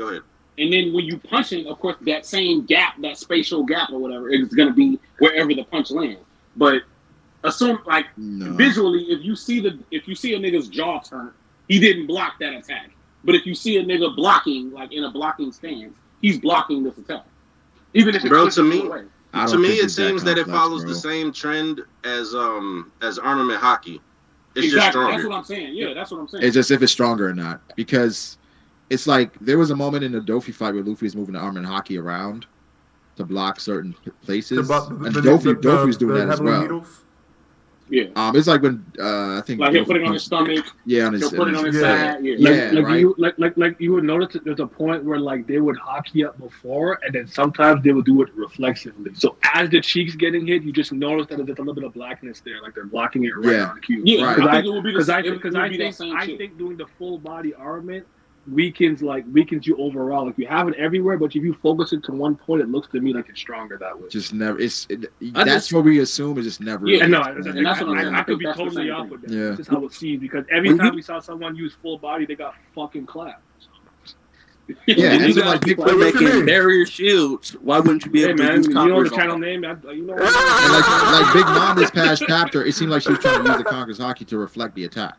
Yes, she like you know what I'm saying? Because you're tickling me. Yeah, right. So it's weird, but I don't think Oda hasn't gotten to the explanation. I don't know if he ever goes there. I don't think he does. And then he breaks it down. It's a focus thing, almost like with the advanced like future sight. Like, do you have to be calm and like you have to always be full of willpower to block? Yeah, it? no. Like, it's like a Green Lantern ring. Like, what are we doing? So no, I think niggas just got to be one in the box. It'll be cool if Advanced Conquerors was like that, where it depends on where you're using it, and it's more advanced, where it's like Ryu, Ken, and Ko. But can you only use that on niggas that know how to use it? Well, it should affect. Well, Kinemon survived one, so I don't know. Kinemon survived it. I do think one problem he does have though is he needs to show these things visually better in a better fashion. That's also a part of the problem. You said visually. Even on the roof. Yeah, I do think the lightning trail attack with I think someone mentioned it earlier, the little space in between, like that. Mm-hmm. Someone using Advanced Conquerors offensively, he's done well with that. But I think that with Mantra and stuff, he hasn't done a great job showcasing it. Well, I have to sometimes assume, or I have to wait for someone to exposit it. Like, oh my God, is he using Future Sight? Like that's how I know if you're using it. And I hate that. Sure. That's tough because the anime, the anime got, or even specials, they got with the eyes glows red. The eyes, like the zone eyes, something like Kuroko, like the Heart of Gold special. Remember when Mad Treasure was invisible? Yeah, and all three of them turned around. Yep, that was fire. You saw a little glow from their eyes. That was great. Like that. Like we need a visual indicator like that. Like that would go along. Observation hockey. And Usopp, I don't know if Usopp eyes glow, but Usopp turned around. I don't know if he turned around his eyes. They did. They did? It's post Dressrosa. Yeah, his eyes glow red. It's post Dressrosa when he used it against and I was like, oh, they showcased it already. It's awesome. Yo, let me ask y'all a question about observation hockey. What up, y'all think that every fight every fight that we're in, that like the top tiers are just automatically using it? Future sight or observation? Observation. No, just observation. Yes, I think yes, to a certain degree. I assume that. Like, I don't know though, but I assume. I want. It said all the time. Observation at this point. That's like the bare minimum at this point. That is the bare minimum. I said Blitzing at this point. Draco, I'm just saying, like, do y'all assume? So, like, let's say in the fight with Zorro and King, like, even though it's not said if they're using hockey or not, or if they're using observation, do you assume that they are? Like, that whenever Zorro is blocking an attack, or like whenever they're planning their attacks, like, are they just like subconsciously using observation? I do. We can't. I mean, okay, so you. Observation hockey is weird because in One Piece it only works when it works, right? Because there are a lot of situations where people get snuck and it's just like, how? Well, how does that make sense? So it works when it needs to, you know. So it's like, I guess we have to assume that they're always using it, but it just doesn't feel that way. So yeah, I feel the same way. Like, I think they are always using it, or to me, I feel like they are always using it, but there's always going to be loopholes in that shit. Like, I feel like we've seen setup panels from older, man. Like, I'm gonna be real with y'all. Every time that we have seen observation be pointed out, we have had like setup panels to show them like somehow, some way, showing that they are aware of something about to happen that nobody else is. So I kind of feel like with Future Sight, we get some type of pretext from like panels, maybe not so much from like the flow of the story, but like little hints. Yeah, so like some dialogue, like when Luffy dodged Kaido's Bagua the second time, right? Exactly. He said, "I was using Future Sight." I was using Future Sight. You still almost got me. But that's like, I feel like that's observation hockey to see that the fucking Shishi Song was coming. But I feel like that just shows that visually they got to be better, because that's a pre-time skip thing, right? Where when Aokiji got stabbed by Whitebeard, and it's like, oh my god, did he get stabbed with hockey? No, there's no need for them to say that all the time. That should not be a thing anymore. We should be able to tell when somebody's using observation hockey. I still think he messed up with that, but I agree with you. At the very least, fix the issue. I just want to say, like, the presentation of it, man, like how it's presented of when they use armament, or like when we saw Luffy and Kaido clashing when they use the Conqueror's coding. We do get some visual representation of it, but it feels like there's a lot of times that Oda kind of forgets to draw in those representations and then just makes up for it by just mentioning after the fact. You know what I mean? Well, here's what I'll say. It looks to me more like on the offensive side, he can display it well visually. So the hardening of the fist, the trail. I was lost in the stars and now I'm found. What's up, people? What up, big dog? The introduction of the Black Conquerors was really good. Yeah, solely because the way it was introduced. I think the way you introduce like a magic system or whatnot goes a long way with how the audience is going to take it. So, for example, I think for me, the first time I saw Kaido use like a Thunder Bagua or whatever, knock out Luffy, I noticed visually there was something of different. Black lightning behind it. Yeah.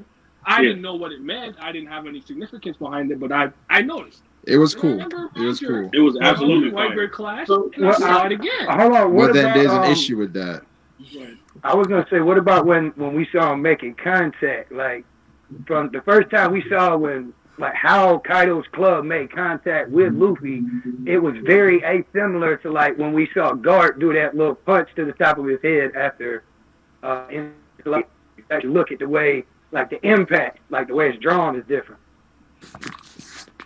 I actually don't remember that. Wait, hold on. Rephrase that. I'm not sure I understand. All right. When you normally see them getting punched and stuff like that, you see like little crack lines or something like that, like they're blocking it.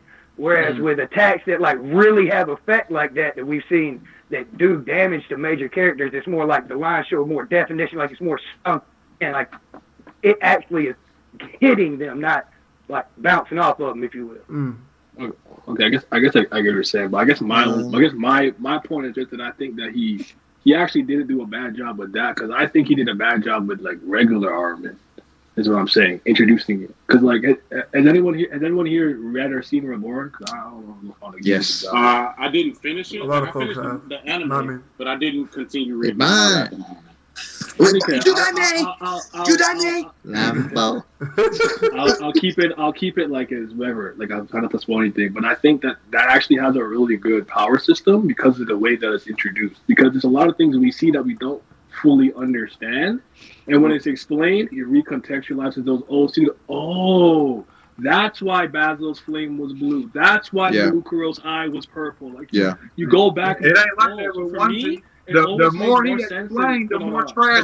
It always makes more sense in Marine form for me to have seen all those black fists and whatnot, even if I had no idea why it was happening. It should have been. You should have been seeing it. I go, boom, hockey, and I think it fucked up. But you can tell Oda's just trying to kind of like figuring things out as he goes because for sure. Whitebeard versus Shanks. I mean, this nigga Durson. We should have seen something. I think.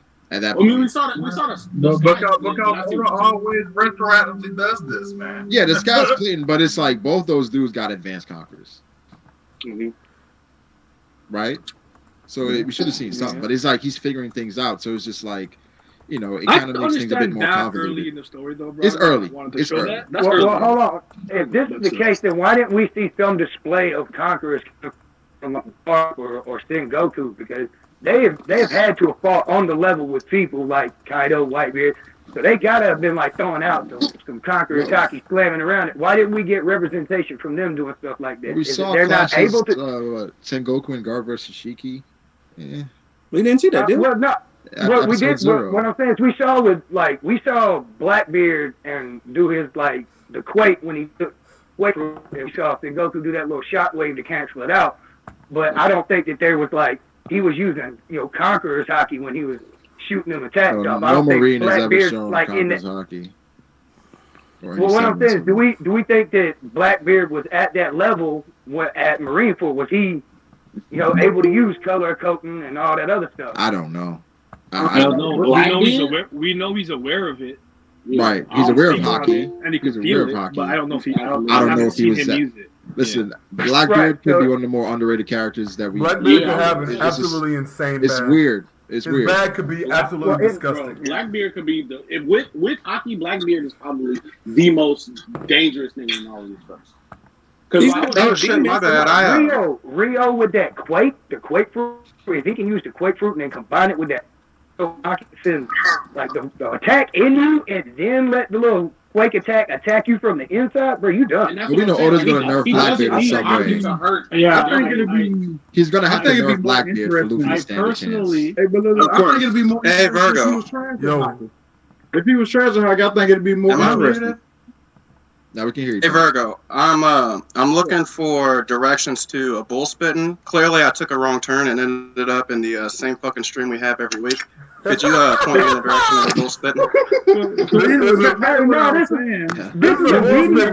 We're actually having a pretty good One Piece conversation overall. It's BA reunion featuring guests. So when we brought up Blackbeard, I think it'd be more interesting if he wasn't good enough. I think it'd be better if he was just so devil fruit crazy, because we've seen him. He got the book. He studied the book for the devil fruit. He found what he wanted. He knew what he wanted. On Whitebeard shit, I think it'd be way more dynamic if he maxed out on devil fruit and was man, fuck hockey. I think that'd be crazy. I think it'll take Luffy's mastery of hockey will be the thing that beat him. I think it'll be better narratively. But we've already gotten an impel down of Blackbeard looking at Luffy, and he's like, "Oh yeah, your hockey's grown," and even Luffy didn't even know what the fuck this nigga was talking about. So it's Blackbeard. His bag's gonna be crazy. I kind of agree with. Bro, he permanently scarred Shanks, dog. I agree with what he said because for me. The Yami no Mi already kind of he's physically touching you. He can kind of take away your ability. So I kind of think that does not need hockey. Yeah. He doesn't need advanced. But he's got it. That's exactly where I'm gonna go, Brago. If his hockey is just base level, I could do a little observation. I could blacken my fist a little bit. That's good enough. That's good. That's not good enough for me. That's overpowered. No, because guys, big news. Real quick. How do you give Blackbeard advanced conquerors 2 devil fruits, 3? He needs all of it. How does he use that? I'm gonna tell you the truth. He needs all of that, and then just need to get touched by How does he lose? It's over with. He already has advanced conquerors. I want to touch on that. 2 devil fruits. Sea Stone should do something. Y'all forgetting something. One of his devil fruits is the Yami no Mi, bro. Exactly. Hold on, before you touch on that, I just got one question, Virgo. Yeah. I'm still looking for them directions. Nigga, shut up, Hey, Toddy, real though, man. It's good to see you. Ain't heard from you in a while. Toddy, you know how this goes. We can talk one people. We'll get off topic. Don't worry, big dog.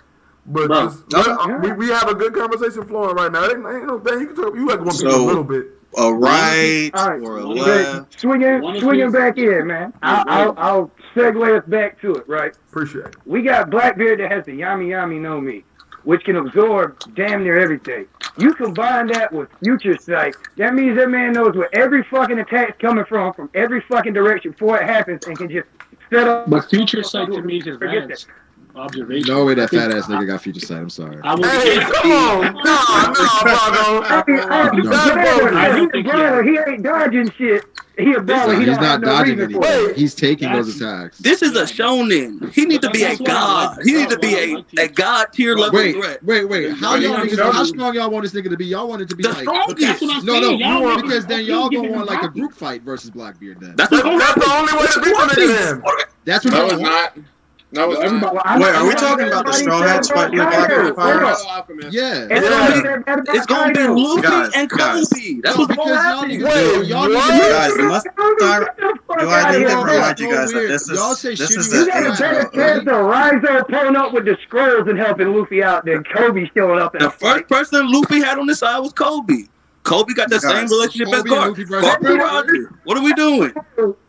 I'm afraid to break it to you guys. I hate to drop this news on you guys like this. I really do.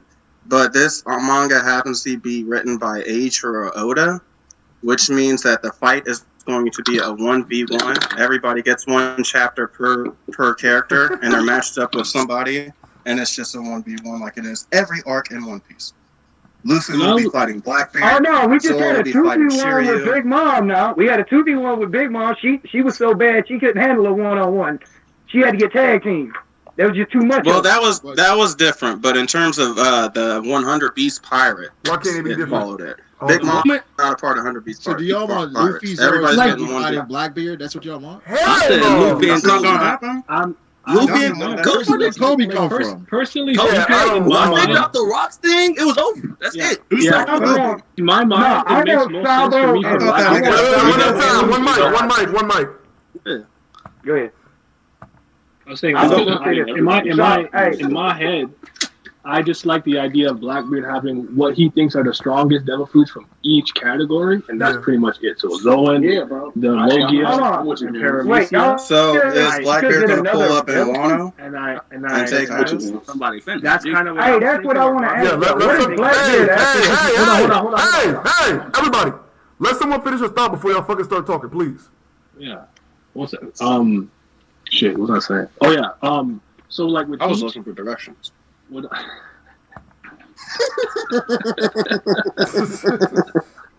Honestly, he derailed my thought. You know how bad my memory is. I'll follow him with that. Toddy's so garbage, bro.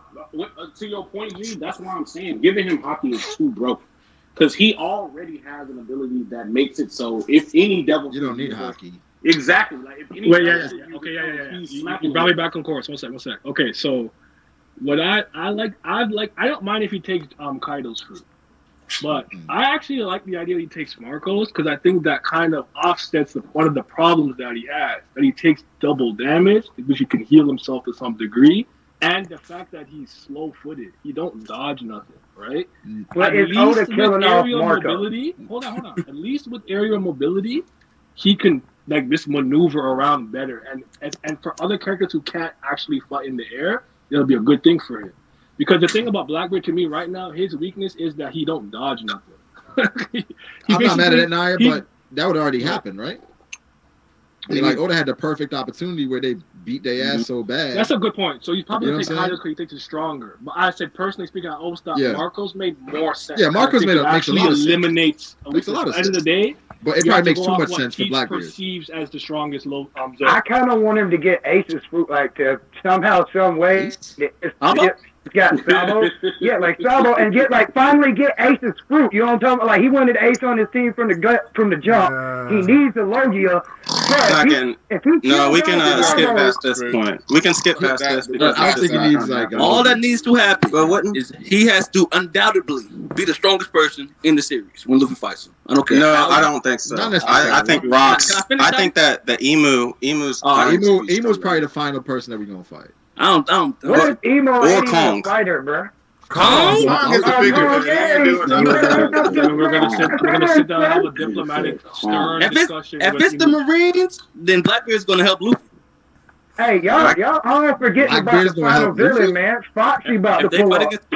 Y'all got some. They will fight against the Marines, but Blackbeard ain't helping Luffy. Whoever Luffy goes against is gonna help him in the end. I don't know how I feel about that. That's his power. What you want?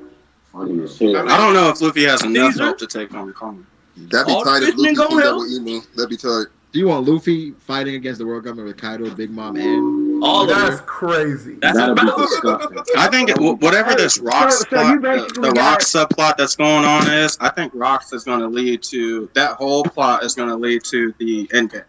I don't think it's going to be Blackbeard. I don't think we know who the last boss is just. Blackbeard is not going to. But real quick before we move on. About Blackbeard's fruit, I've said this for years, but I think it would be a lot more poetic if he ended up with the strongest Paramecia, Logia, and Zoan than just 3 random fruits. I agree with that. It needs to be the Zoan fruit. And somebody in the chat said it was Marco's fruit. Nigga, you're capping. Because Kaido's fruit is 10 times stronger than Marco's. No, it's better. It's either Kaido's or Dalton. I mean, be real with y'all. Big Mom's fruit. Kaido's or Sengoku. Big Mom's fruit's the most devastating. We're talking about zones. Or even Chopper. Zone is Zone. And Goku thinks about the zone. I don't know. Did somebody say Dalton? So y'all don't think Kobe's gonna help Luffy in the end? No. I'm here. Hey, I got one for y'all, man. Put me on record, Virgo. 5 years from now, I want to hear that bullshit. 5 years from now, I ain't gonna know what if Kobe is like what if Kobe is a plant like Virgo was? Like how Doflamingo planted Virgo. What if this whole time Kobe been on the spot? He's really been Luffy inside man this whole time. That's crazy. That's awful. That's cat. Wait, hold on. To that point, that means Kobe would have to do that all on his own because Luffy not smart enough to have him do that. Right, he's not. Right, that's what I'm trying to tell. Like, what if Kobe, like in his mind, like he's been doing all this shit, thinking Luffy's like down with the plan. Luffy's been oblivious to it the whole time, thinking he just done ran off and joined the Marine. I know you're kind of joking, but obviously it's not true because he always wanted to be a Marine. He just got caught on Alvita's ship. So I know I'm being a little joking, but like one of those gag things to throw it in there. This man's been trying so hard. He ends up like such a fanboy of Luffy that he literally like just, you know what I mean, like joins his side basically. Bro, if Kobe and Luffy ever fight again, it's going to be a lot closer because Kobe's not going to get his shit pushed in. No. Here's why I have to thoroughly disagree. Yeah. Because Kobe been getting gummo no named attacked by Luffy the whole series. So yeah. He's not wrong. He's so wrong. Who would you wait? Hold on. Why would who has had a better growth rate than Helmeppo and Kobe? Nobody. Luffy is Johnny and Yosuke. Luffy is the closest. Yeah, I was gonna say Luffy. Yeah, Kobe went from absolute zero. I'm gonna say you have to think about it like this: Kobe and Helmeppo were non-combatant, and then got to this level this fast. Yes, they were Garp and this and that and the other, but who would boasted a higher growth rate than that? Nobody. So I agree with you, Virgo. Like, no, Luffy smacking okay, it. But if going who's he actually fought though? Whoa! What is that? Damn. Good lord. All right, man. Who's actually? What the fuck, JHope? Crazy. He wasn't feeling y'all take. Yo, bro, my nigga had an AOL connection. He a Kobe fan, huh? Shit. Good He been down so long, bro. He been down so long. When Luffy make it the Pirate King, Kobe should be an admiral. That's how it's supposed to be. That was my former Kobe. Hey, we just skipping over Smoker? Smoker what? What about Smoker? He's about to be SSG. Stop it. Man, that boy's got PTSD from the last time. Smoker get way too much hate, bro. The moment somebody said don't be hockey up his butt and put it on him, I was done. Smoker got packed up 4 times in one arc. No. Bro, he fought Smoker gang. Law. He fought Virgo. He fought Law, Virgo, Caesar. Body bag. And Doflamingo. Stop it. Virgo body bag. Virgo, what do you think about this? Hey, Virgo messed up. No, he did not. Yes, he did. I like the idea Read again. of Smoker. I went down the hallway slapping his demon bamboo and put work on that motherfucker. You know what happened? He came in and just Smoker smacked tried to come with some excuse. Smoker wasn't fighting seriously. Yeah, he tried to come with some excuse talking about I was trying to do it for you. Just beat his ass then. What the fuck? Like Nia just said. Like Nia just said. Y'all don't factor in personalities when you think about it. Bro, shut the f***. Nia, what were you saying? So Smoker out there, Smoker gonna pull up this time. He's gonna have 3 cigars. She's gonna be ready. I don't like getting too passionate about this topic because I'm a little biased. Virgo, I know why you take this a bit personal. I'm a little biased, but that Smoker shit, in the words of Nia, that shit ain't moving me. Like, I don't feel that at all. That's what happened, though. No, yeah, you got a better chance of succeeding. You saying you want to get his heart back? Get his He heart took back. an L to Virgo. Win the fight, get his heart back. Took an L to Law, and Dofi saddled. It's not a good look. Bro, that nigga let Doflamingo hockey up his booty cheeks and sit on him. Wait, who on other than Aokiji at that point on Punk Hazard is losing to Dofi 1v1? Everybody? Probably. Everybody's losing. Everybody's losing to Dofi at that point. But everybody ain't losing 3 fights. He lost 4 fights in one arc. He lost. Everybody and Luffy toyed with him. At the end of the day, the man literally laid there on his back, didn't try and resist when another man tried to sit down on his chest. He didn't even try and fight back. He hockeyed up his booty cheeks and sat on that nigga. Never couldn't be my favorite character. God damn. This is after fighting Virgo and Law. Fight back. Is this like a joke you guys have? Like the hockey the booty thing? Yeah, it is, man. Where's the booty shit on the Logia? No, I kind of think that Virgo's being serious, man. If the Logia does not on purpose turn into their element, they are solid. If I'm fighting a nigga, I don't want to let him sit on me, so I'm going to turn him to smoke, right? He's probably he got his fucking ass beat. He's tired. I don't know. I didn't think he hockeyed his bum up inside of his chest. He hockeyed up left cheek, right cheek. We know that, like with Caribou, right? When he got punched by the turtle guy, I remember his name. I'm sorry, Peckhams, right? Yeah. They said Logias can get overconfident and stuff, and we know that the best Logias train themselves to reflexively immediately react to any attack that hits them, even if they're off guard. If you don't do that, you remain solid. I don't know if that. I think that's something that's lost over time. Yeah. I don't know that Smoker wasn't knocked out. He was still alive, still awake. I think it was a joke. Yeah, he was just laying there. But what I'm saying is the man didn't try to resist. Didn't be like, he had just fought Virgo and Law. He lost to both of them. This was after. No. This was after this man done sat around, done had a meal with Luffy, and done seen the crew off. Like, I'll holler at you, homeboy. Bro, he's not Luffy. He doesn't heal by eating meat. He doesn't heal by eating. Listen, all I know is that Ace would never. No, don't. Hit that man one time, laid him flat on his back. He stopped moving. He walked up at him and just sat down. Dog, we just admitted that everybody's losing to Dofi at that point. And Smoker just had 2 fights. Yeah, but like the man got hit one time and didn't even object to nothing. He was protecting his guys. He was protecting his crew. He didn't want Doflamingo to kill his crew. The Smoker defense force is in full effect. Let's keep it a buck. Guys, I'm done trolling. I'm done. Keep it 100. Smoker lost 3 times. That's all we are talking about. He's not beating Doflamingo. Everybody agrees. He lost to Virgo. Everybody agrees. Law beat his ass. No, everybody don't agree. He lost to Virgo. All right, so Virgo, don't do this. No. Who in the Marines do we honestly believe right now is hanging with top tiers? Keep it a buck. Who in the Marines do we got up there outside of like? Do you think Smoker could beat Extract right now? Hell yeah. I'm telling you, when Smoker comes back, Smoker's gonna be cold. He's gonna be a cold. Bro, I don't know. Y'all just saw what the fuck Law went from. Law got beat worse than Smoker got beat by Dofi. That's cap. Hey, be real with you. That's not cap. Virgo pulled off in Wano. I think that Virgo would have put up way better of a fight than Law had all throughout Wano. Get the fuck. Wait, what you say? Okay. You drunk. Now I love Virgo. I'm not talking about the repeat. I'm just talking about throughout the whole the plot line. Hold on. All we saw Law do is run around.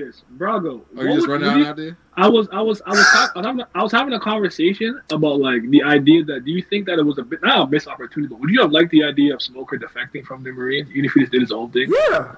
Yeah, everybody had the theory that he would become a revolutionary because of. I couldn't see it. I actually only heard that for the first time like December, so I actually had never heard. Yeah, that. people were saying that he should become a revolutionary because he's so opposed. To the structure and the authority of the Marines and how they operate and whatnot. Because remember, he was mad that he got credit.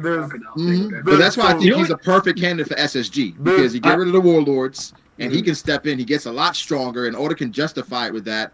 And Order can make Smoker as strong as he wants to with whatever the SSG. There are Marines who do not like the structure of the way it's currently going. Like Smoker, Garb. Smoker did not have the cachet that Fujitora had. Correct. Or Garb. Garb been doing whatever he wants for the longest. Garb has been doing whatever he's wanted to do, but I don't know how beneficial it's been to change. Yeah. That's my thing with Garb. Pretty much zero. He's not done anything. You know what I'm saying? Like, he's doing his own thing, but how much is it changing the structure of the Marines? I mean, you got to look at it. He has a really heavy influence in a lot of characters, like Aokiji, like Smoker. We had he garners a lot of respect in the way that he operates. He does influence the culture of the Marines. Okay, that's a passive thing, right? Based on how he's doing. What has he actively done? I think. Be the secret head of the Revolutionary Army and orchestrate Dragon to do everything while he collects information. Okay, now you're doing theory. Yeah. I still think that Garb is really running all this shit for the Rev Army. Okay, that's speculative. But what has he actually done? So my thing with Garb is nothing really. My Fujitora spearheaded the abolition of the warlord system. My thing with Garb, that's what I'm saying. My thing with Garb is that he even Aokiji was like his own thing, right? He all the lazy justice shit, he was like, bro, I will fight you before I let you become fleet admiral. Yeah, Garp does his own thing, but he at the same time what has he really done? Because he hasn't really done the thing about Marine Force, that's what I'm saying. He could have really went against everything and got Ace out of there, but yeah, Fujitora has been one of the. But then what would have Garp really done? Like, let's be honest with that. Like, take that and run with it. Okay, I don't want to.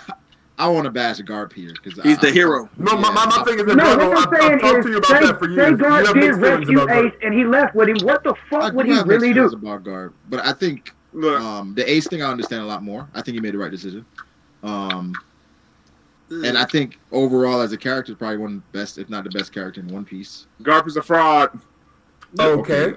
I think Garp has, in my opinion, some of the most intrigue in terms of how his life played out from start to finish. Yeah.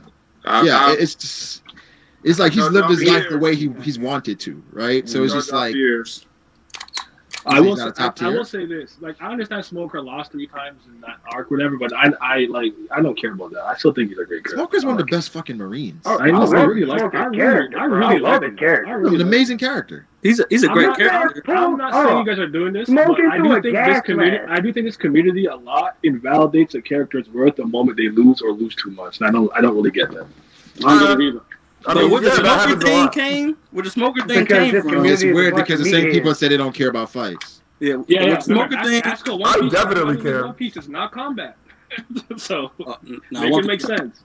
Oh, One Piece is definitely combat, man. Like it is 100% combat is what pushes the story forward. If they were not on a certain, that's how you resolve conflict through fights. You beat a motherfucker ass if they don't do what you tell them. Bro, the Marines had 2 of their best niggas fight it out.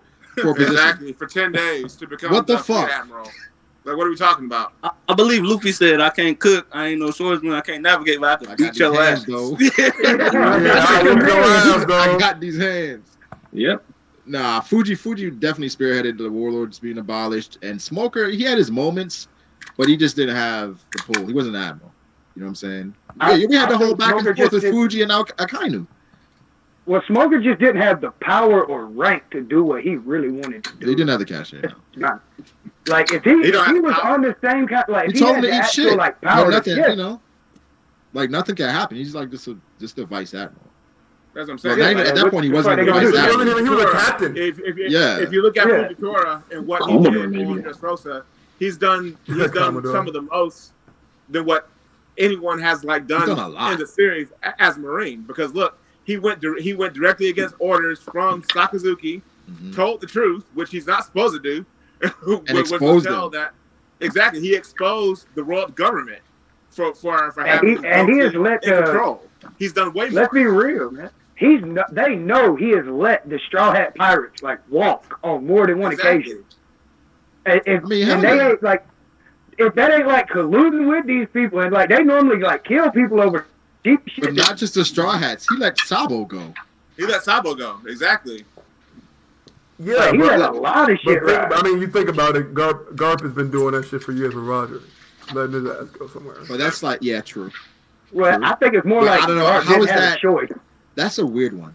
Isn't it? They fought together for God's sake. I'm telling you, Roger and Roger were best. They fought together and people know about it. Rox wanted to kill these niggas. They fought together and people know about it. People know about it, but they don't know the whole. People don't really know truth. about it. People don't. Because again, it's told from all the world knows stories. No, hold on. Both stories are told from a biased perspective.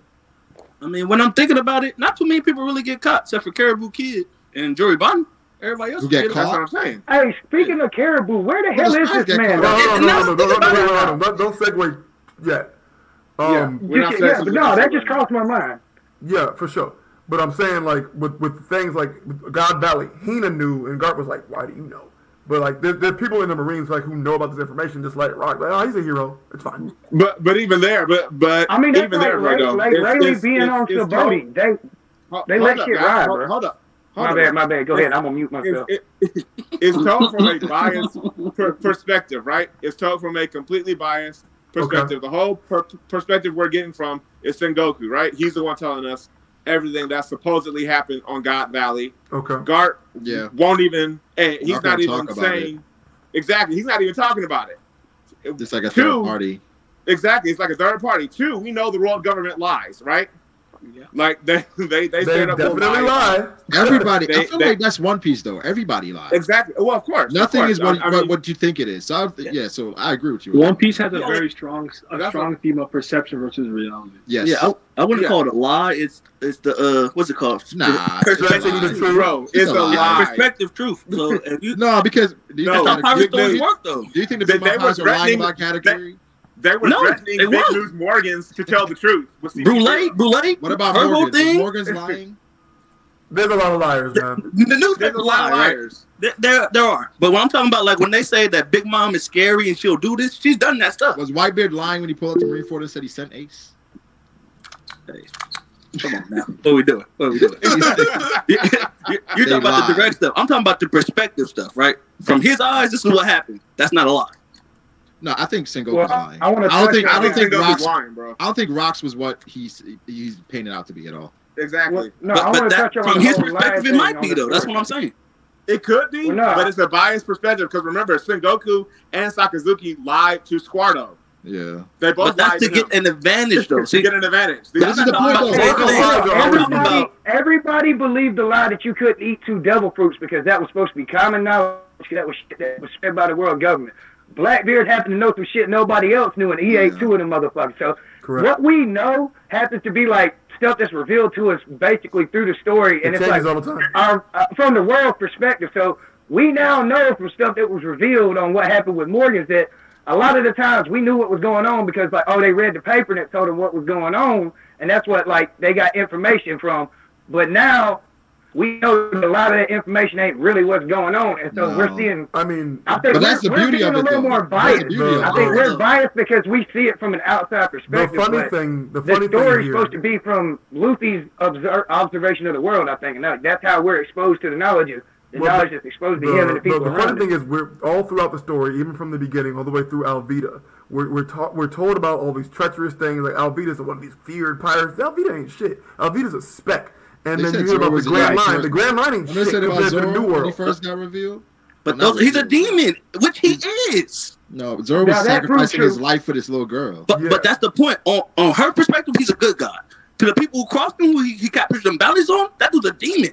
Get out my way. That's the thing. It's things are never what they are that seem to be in One Piece. ever. I mean, people think Luffy's 8 feet tall, right? So like that's why I said there's a strong perception of reality thing, because like I used to kind of call it broken telephone, because I think exactly. All things considered, I think Oda did a good job with this part too, because this is when I realized it. When they used to call the Grand Line Paradise or the Pirates Graveyard, correct. But it's like when you really get the whole scope, it's that the new world, right? Like basically the first half of I just said that is not as articulate. Paradise in comparison to what the new world is supposed to be, right? So that information filters a certain way, because people on East Blue are like, "What the? Oh, Devil Fruit? They're real?" Yeah. When you go to the Grand Line, that's common to the point where like even when Luffy saw talking alligator, like, nah, me. At this point, like, really, what are we really doing? Yeah, like he didn't even thank him. No. He pulls up in Wano, and there's a giant monkey fighting a god dog thing or whatever next to his ship, and he's just like, lifts his head on and walks off like it's a common occurrence in this kind of place. I mean, he just got done like 2 years fighting big ass animals. So that's not scary. Luffy. Luffy just don't give a shit. He's like, they ain't Luffy been in the jungle since he was a kid, so like, you know, it's not a lot that's gonna surprise him. Yeah, it's a lot of it is. I had to say that. So when we're told information in One Piece, a lot of us, you gotta take it with a grain of salt. Like to run with it. Yeah, you have to think about who's telling you. Yeah. Yes, if we immediately run with this information, we make a lot of bold assumptions, which happens. We do that. I remember, like for Odin, for a while, that shit was foggy. What you mean? What about him exactly? Like everything about him, his story, like him versus Kaido. Well, I think the same. You didn't believe he was in a red light district at 6 years old? What the way yeah, like hey, no, the fact that he's talking about this man was like grabbing. This man was grabbing his wet nurse and throwing her across the room. It was like a bunch of fucking wild ass shit. Nigga killed a bear at what, 4 years old? That's a fact. Yeah, threw a rock at it or some shit. That's crazy. But my thing is though, like the pussy standing up. Yeah. But take a look everything at, that comes That was a lie. That might have been cat. Yeah, That was a lie. Big Mom's fan. The whole myth about Katakuri was that's something I want to touch on. Look at the way when we first came to introduce the Big Mom in the introduction to the New World, when they're coming through Fishman Island, it's like, oh my God, you done fuck with one of the pillars of the fucking earth, if you will. Yeah. And Luffy, like, later on in the story, he pulled up in her territory, wreck shit, and mind you, story is what got him out, but he still went into and out of her territory, and it discredited a lot of the things we were told about a Yonko and what could go on. Like, you can't enter a Yonko's territory. You'll be lucky you can see a Yonko face to face. You know what I mean? Like, but wait, got to be seen. I'm not on that boat. Because a lot of shit happen. What boat? You can just go in there and do whatever you want and come out. I'm not. Yeah, that's not with that. That's big. Yeah, he did. He got captured. Nah, I get what Big News is saying, because Luffy didn't just go in there by himself. He had like two other factions. Pedro, he had another faction work against him, Capone and he even had her own crew work against him. No, but the thing is, Big Mom, before he went to Whole Cake Island, she gave the air of like order, and like basically nothing can get past her.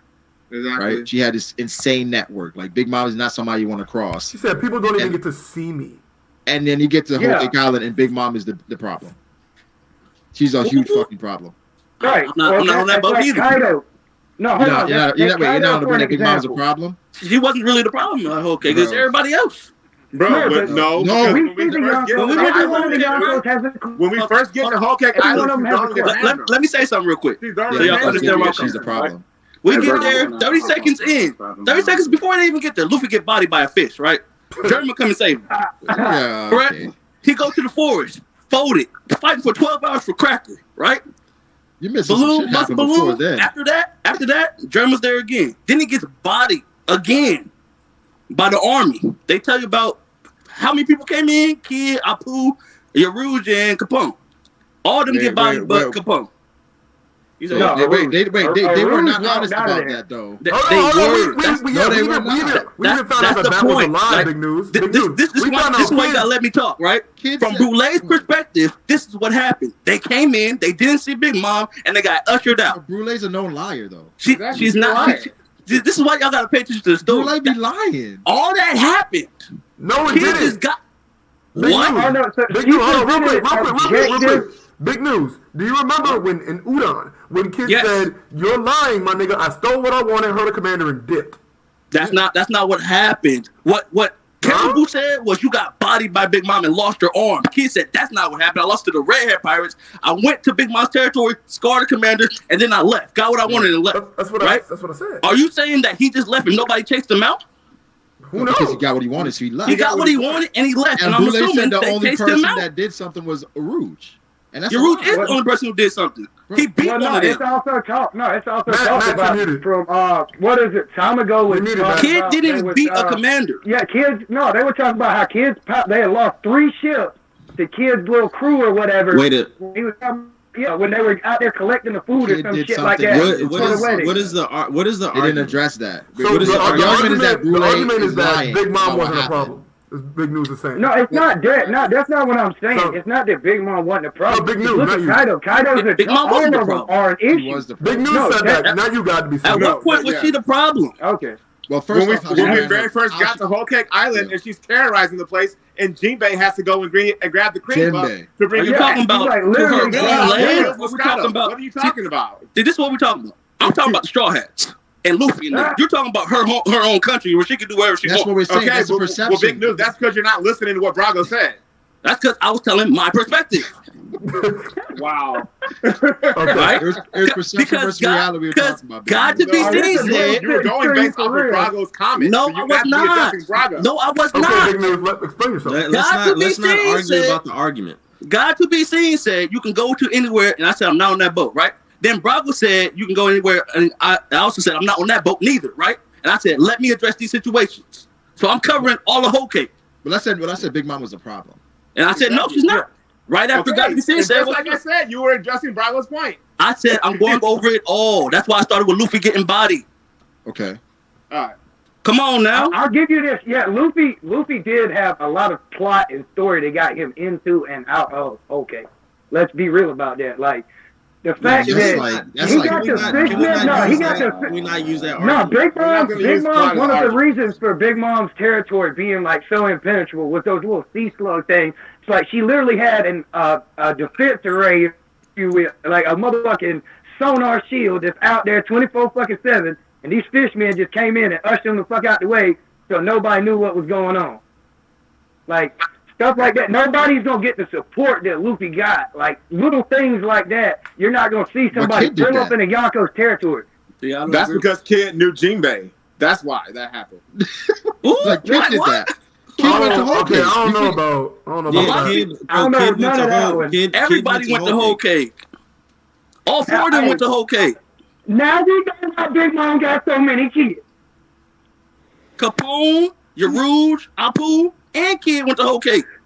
Yeah, when you hit the new world, you just pull up the Whole Cake. Whole Cake. It's Whole Cake now.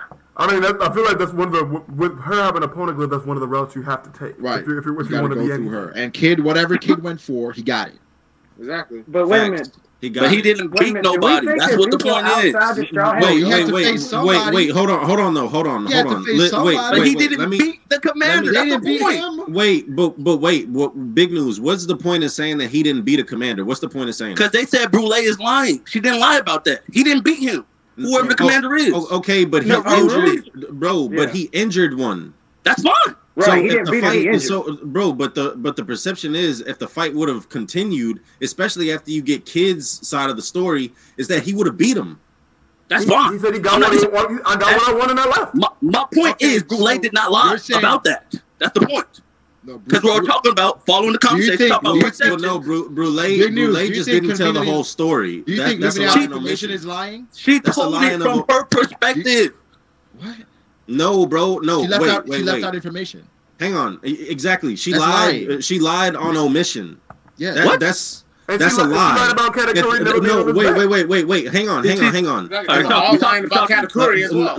A lie of omission. This is what I mean. Like, so let's say I go out with the boys, right? And I come in late, okay?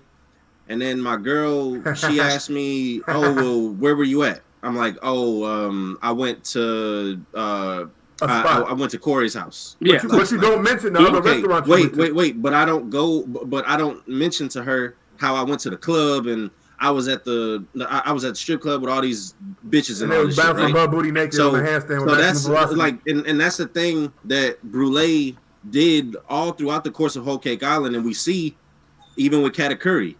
Like he was benefiting off of his reputation because of lies because they weren't getting all the details. They weren't telling people the details of what was actually happening to him.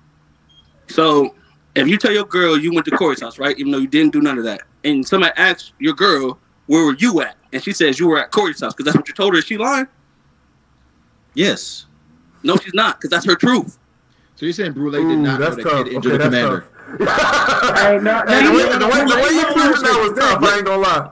Brule knows that he did not defeat the commander. He could have scarred him. Shit happens in battle. But the commander did not lose. Can I challenge for a quick second? I think that I'm having a disconnect because ultimately, what Big News is saying is not nonsensical to me, but Brule is a liar. Because she knows that Katakuri be lying down and stuff, and she's capping about it. So ultimately, she's not a liar. Then she's not a liar. Let him finish. Lies or whether it's to intimidate and they go be scared of the Yonko crew, whatever the reasoning is, she is embellishing truths and omitting stuff, if you will. Like to me, at the end of the day, I look at Brule and like you're like Big News to me. You're capper. That's fine. Yeah. I don't think I are a good or bad character. Big News do be capper. Like to me, at the end of the day.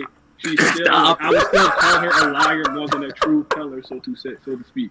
So that's what I'm saying. She didn't lie about your Rouge beating the commander, right? Because we seen that. She didn't lie about Capone coming to the crew and joining their side. She didn't lie about that. I don't think Apu did anything there. So you think she just lied about the kid part? Yes. I don't think so. I think this is what happened. Maybe you're right. Reputation of her crew. Yeah, that's what I'm saying. I'm saying all she knows is kid came here. And then he left, got ushered out. That's what she said. Big News. I'm gonna try and phrase it a different way. What she was doing was basically covering for her crew's mishap. She was like, kid pulled up. She knew kid pulled up and did some stuff, but she's gonna make it look like, oh yeah, we ran him off because she don't want to lose, face or respect or whatever you want to call it. Then why did she mention your Rouge?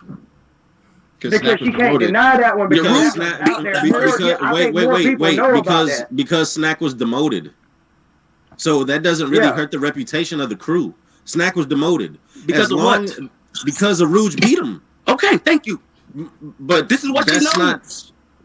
Bro, Big News. Right. But that doesn't hurt. He's not entirely wrong. No, that doesn't hurt the perception of the Big Mom Pirates. If she were to explain exactly what happened with Kid, that hurts the perception. Because and she used didn't she use that to hype up Cracker as well about the whole Rouge getting run off? Yeah, she said these 4 people came in, right? Your Rouge is the only one to defeat a commander. Capone was smart and joined us. Yeah, but no, she used that to hype up the fact that Cracker and sent Rouge the fuck on. Yeah, that's what happened. This is what happened. That's what I'm telling you. What she said happened. Your Rouge beat somebody. Cracker came. Apu came, he left. Kid came, he left. Right? He didn't defeat nobody. She said he beat Smack and then he lost to Cracker. That's what happened, right? Yeah, that is what happened. Capone came and joined us up because he's smart. And the other 2 got ushered out. No, but that's the thing. She's not being straight up with what Kid did. Yeah, about what happened, yeah. That ushered out shit made him seem like he wasn't a problem at all. When he took some shit and hurt a commander. Who did he hurt somebody, right? A lot of people get hurt. But they're not succeeded. Not a commander, bro. Not a commander. Not a commander. He took shit from Big Mom. So when y'all say he hurt a commander, are you saying he beat one? No. That's what I'm saying. Right? He did not beat one. No. He hurt a commander to the point that he could get what he needed to get. And left, correct? Yes. So when he left, are you saying nobody chased him out?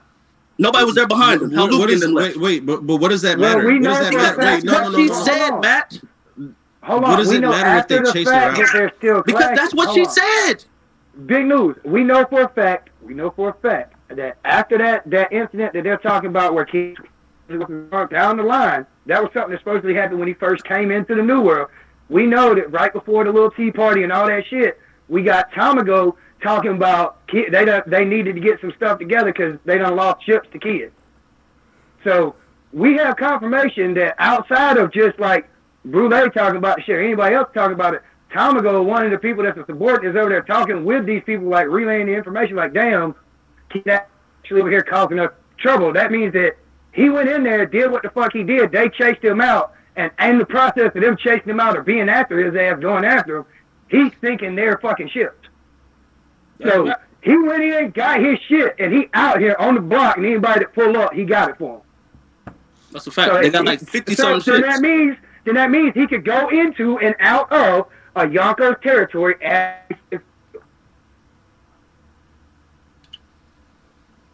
I guess you're right. I guess he did technically go in and then get out. All of them did.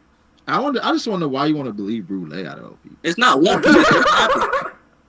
No, that's what happened. But we have information in the story that is clearly she was leaving out information. She wasn't. That's what I'm talking about, Brago. She knows what she knows, and she told them. Unless you think that whole thing she lied about, but you can't because you know Rouge beat that person. You know Capone joined up, and Apu is a scratch up. We don't know anything about what happened. To be completely honest, but we know how Apu got. But Kid didn't defeat a commander, which you agree with. Yeah, I understand that she knows what she knows, but I do think she likes to leave shit out to make her family look good. Of course. Exactly, and that's the type of person she is. Yeah, because she did leave out that the nigga got injured. There wasn't a commander around. That wasn't the point. Getting injured is not a flaw. It is. That is a flaw. Well, how is it a flaw? Nobody comes out scot free. No, that's a flaw. Kid did essentially come out scot free because he said, "I didn't lose my because arm it's not just injuring the commander. I lost my arm to the red-haired pirate." No, because it's not just injuring the commander. He also got what he went there for. Yes, it's injuring the commander and getting. Nobody knows what that is. What if it's something small? Whoever the commander was sent to either get it back or stop him from getting it. That's assumption. So it's a win. You don't know that. He got a win Big Mom. Wait, didn't Big Mom send Cracker? Send Cracker for Luffy because he defeated Dofi. Wait, so who did Big Mom send for?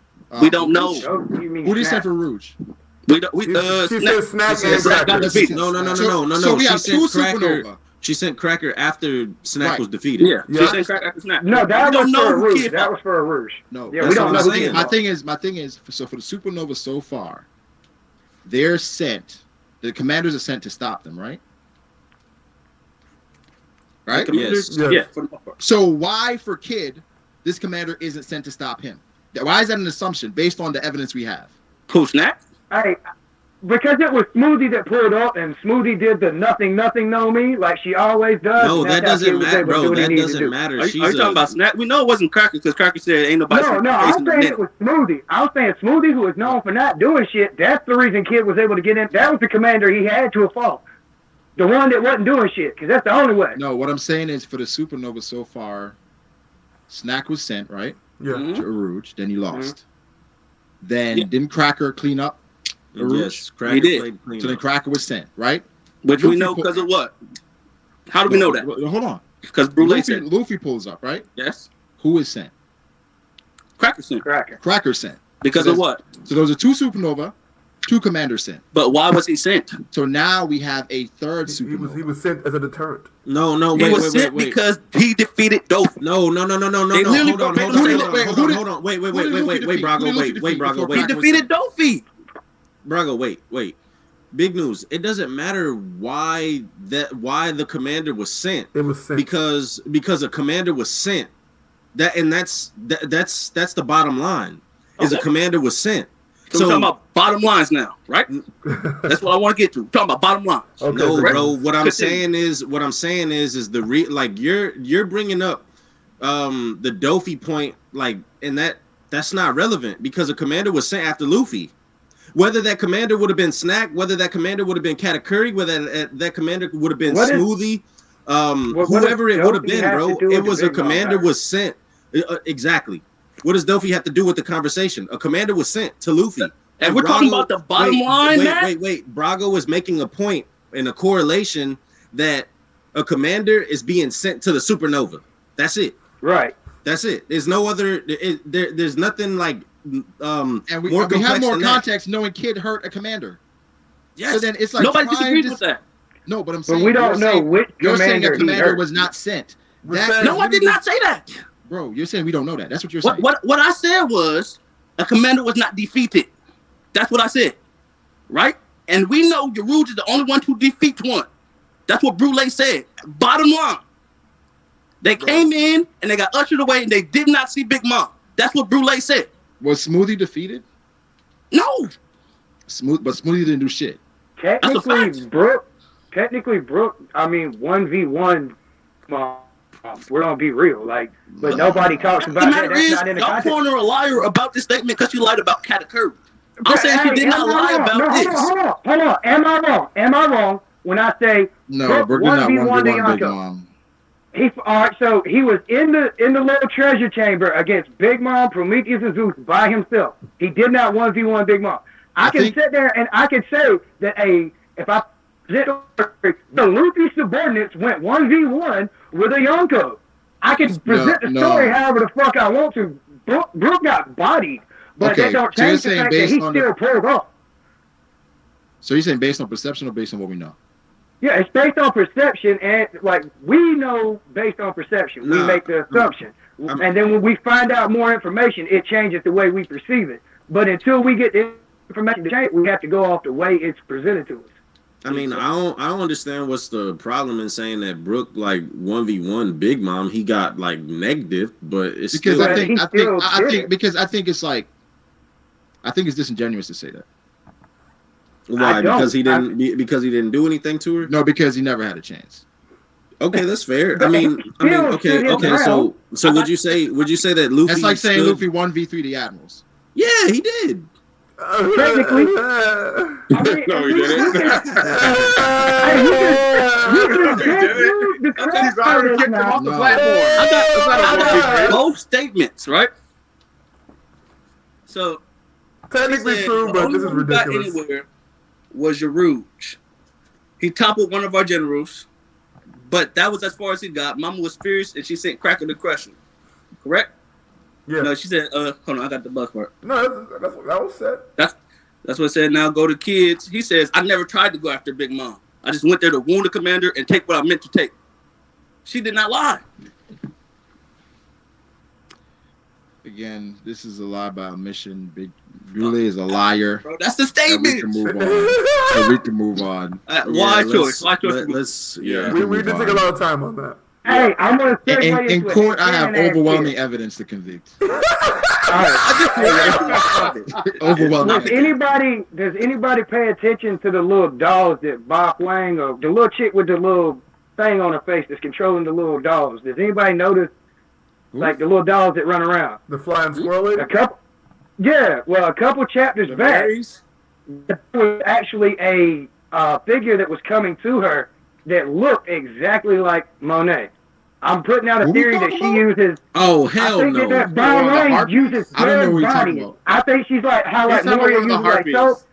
Yeah, I think they're like whoever the dead bodies are. I think they're keeping like bro. Wait, how would they have Monet's body?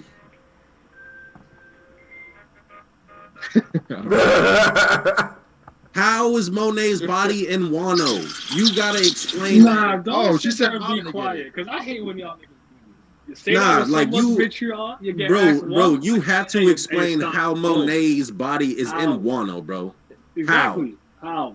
That shit blew the fuck up. It blew up, and but even there, there are multiple characters there that have the same almost near exact body type that like Monet. No! Don't give them a way out. Don't give them a way out. No. I'm saying the filler characters, the in-canon filler characters have the same body type. Don't give them a way out. No, I agree with you. Monet is dead. Monet is dead. I agree. No. That's what I'm saying. I think they're all dead, but I think she's manipulating dead bodies. But how is Monet in Wano? Jesus. Yeah, no. I think that that's what I think they scoop up dead bodies from all over the place, and that's how. She exploded, God. Oh yeah, you're right. I forgot the island did get bammed off the map. Yes. Next point. Plus two. Moria's not there. Moria's the only one who we know who manipulates dead bodies. Damn. All right. Anyway. All right. So I know we mentioned about an hour and a half ago. Naya wanted to bring up his sentiments about the Zorro and King fight. I'm curious to know what you want to say. I forgot about that.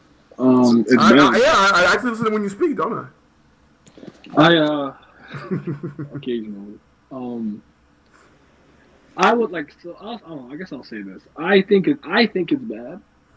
And my expectations were lowered. I really don't think that the fight really hits on anything. I think that's my problem. So what did it hit for you?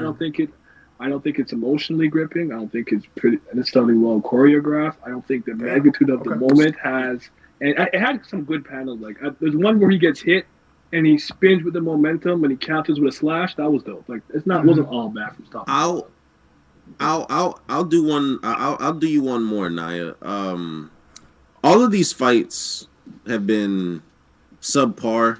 Been mid.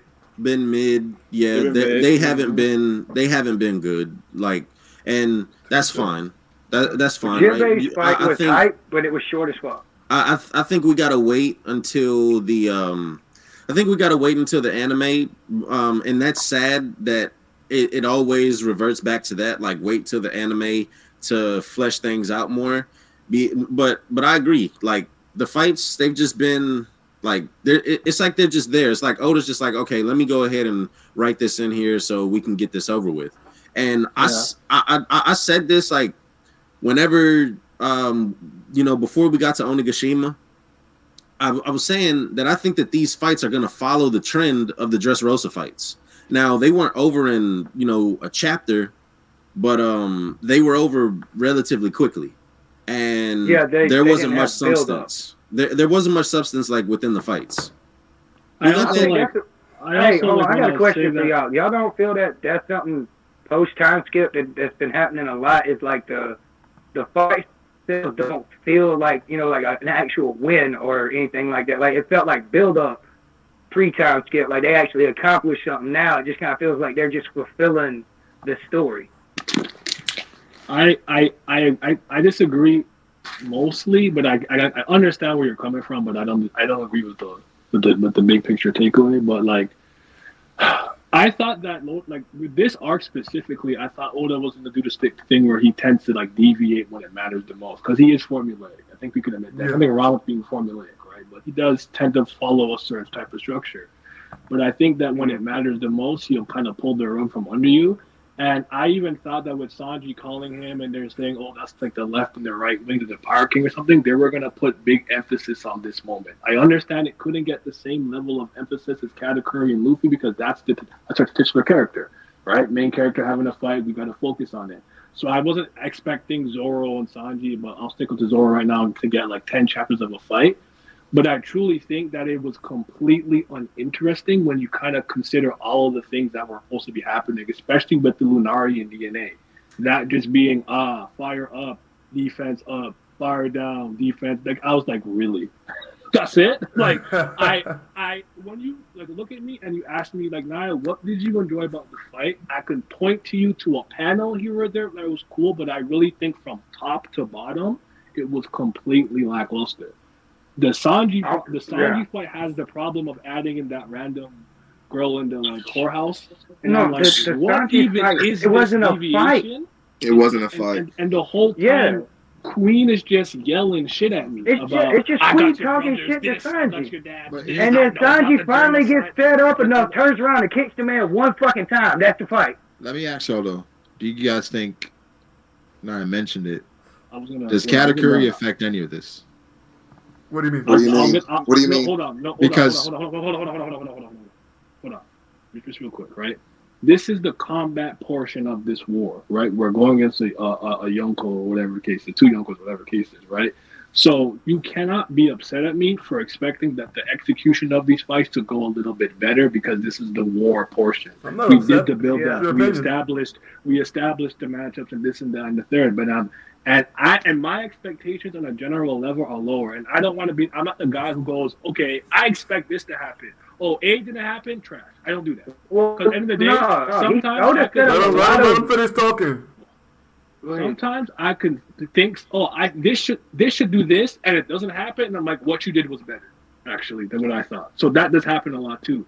But for me, I just think in a general scale, like the combat portions of this war have been extremely lackluster, and I thought that we would have gotten a lot better. I only think Kaido and Luffy, and I'm gonna give like the Big Mom and Law versus Kid stuff. I enjoyed it. I did have fun. I probably wanted a bit more, but I had a good time, so I'm not gonna knock that one. But I've been let down by this fight. But the Zorro fight, I was honestly expecting to be a bit more, especially since he's fighting someone with Lunari and Disney and blah blah. And I was just like, yeah, man, I can't really point to anything that I like because I really don't even like his mid-fight flashback to like his days like as an 8-year-old. I'm like, oh brother, what is this? Zorro's the whole end of That's what I'm about to get on. I didn't like that at all. Yeah. Well, this is my issue with it. It felt a bit redundant because of the information we got in the SBS.